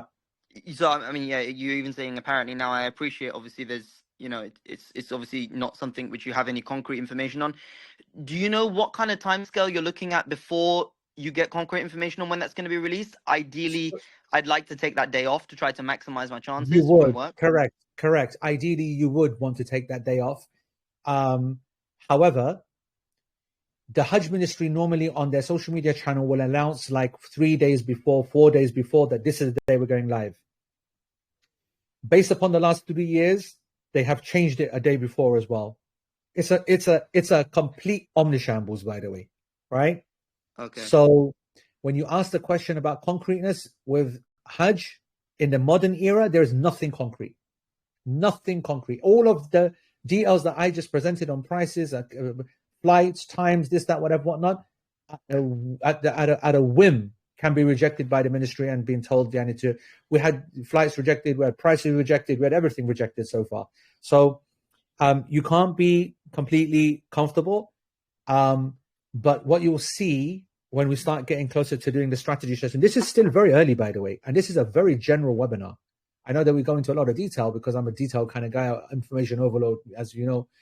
But when we start doing the more detailed thing is we'll do just one session on sales day where we're going to analyze the last 3 days, and you're going to hear it went live at this time with this much notice, with this much false starts, with this. So it'll be like, we'll set you up. But from now, you need to know you cannot trust the system. Okay. All right? All right. Exactly. All right, bro. Right, what we saying, Umit? There was a Subhan and Chaudhry that's been waiting for a bit. I don't know if you see on the... I can't see any hands. You saying you see hands? I think she just unmuted. There you go. No, just unmuted. Okay, so Subhana, go ahead, and then one or two more, and then that's what we're going to call it, because it's late and I'm tired about a long flipping day, man. Yallah. Sorry. Just a quick one. On the day, are we able to have multiple packages open at the same time? Or because I know the basket only allows you to have one. But if we as family members all logged in and then had a different... No? No, and we'll be going through this detail. We'll be going through this... strategy in detail. Who should be there? How many devices? What's going to happen? Just wait for it. Trust me, we will make sure that you set up in a way that you maximize your chance. That's all we're going to be covering in the next couple of weeks, by the way. Fine. And just one more question, please. So initially, we weren't sure we could come with you because we were looking at the kind of 10, 11-day packages, and now we're trying to work around that so we possibly can. Some of us can't, and then like some of us need to do 10 days. Some of us want to do 14, but we've already linked. We all created a kind of linked account. We're all on the same. So should we de-link ourselves? 100%. Okay.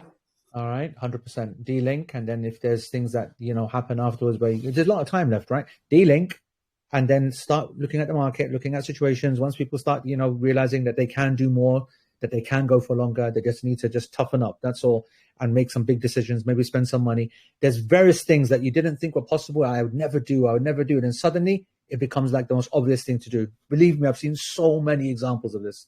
So give it a bit of time, de-link for as a starter, get everybody really committed to the program. Then soon you'll realize in a week's time who really cannot make it and who really can. Then you can link up those who can, and let's keep them together. All right? Okay, inshallah. Thank you. Thank you. All right. I think we can. You got like Mariam, more. go ahead. Yeah. There's Mariam. Oh, there we go. Yeah, Assalamu alaikum, Shaykh. This is Mariam. I was just thinking very much far ahead, but thinking about Mina and the sisters. What's the arrangement for? Are we able to listen to like any talks or reminders or anything? Yeah, everything. Of course, come on, bro. This is me, man. What kind of question is that, bro? No, you women belong in a boiler room, not hearing anything, not listening to anything. This is me, man. Come on, bro. Yeah, you're going to be looked after. Don't worry. Thank you. Yeah. I think we can. Nasser Mahmoud, if you want to unmute yourself, Nasser. Assalamu alaikum, Sheikh. Assalam. Yeah, just a quick question. Me and my brother, we went Umrah in October last year, so it's within a year. Which are we able to still go on the road out, or is that an issue then? No, you won't be. However, two possibilities, because this is a Medina first program, like I keep telling everybody that doesn't understand, is the best thing to do. The rush is at an all-time low, right? And therefore, you're going to have lots of opportunity to use the instant track method, which is basically a slot comes up every 20 minutes and you can then take it and go down. So that will be available, number one. Number two, there is a small chance that we can get some people to go to the Rawda outside of the booking system. It's based on a piece of paper. If you look at the behind the scenes video, just why I tell everybody to watch our videos, see everything that we do, you'll see us gathering in the masjid with everyone holding the shoulders of the people and running together. This was one of the rare examples in which we were able to find someone, an authority that gave us a paper that allowed a load of the group to go in. So if that happens, that's another possibility. But you, like me, right, need to think as a default that we're not going to get into the Rawda. Is that clear, Nasser? You understand my answer? Yeah, that's very clear. Thank you, Sheikh. Barakallahu feek. So we can round it out. If you want to have the other questions, just direct it to the chat. All right, great. Guys, Jazakumullah khair. Thank you for your patience. Sorry it ran over, but we covered a lot today. And I hope that you're happy as I am. It was good news. The prices are down. Lots of options. People are not going to need to be so dependent upon Musafir. It's only good news, alhamdulillah, alhamdulillah. And the fact that our program has not gone live is also good, because it means that there's less chance of being rejected and taken down later. That's also, it's only good news today, folks. Alhamdulillah, bifadlillah azza wa jal. May Allah subhanahu wa ta'ala make us all from those who are successful and meet on Arafah. Allahumma ameen. Subhanaka Allahumma bihamdika ashhadu an la ilaha illa ant wa astaghfiruka Allahumma wa atubu ilayk. Wa assalamu alaykum wa rahmatullahi wa barakatuh.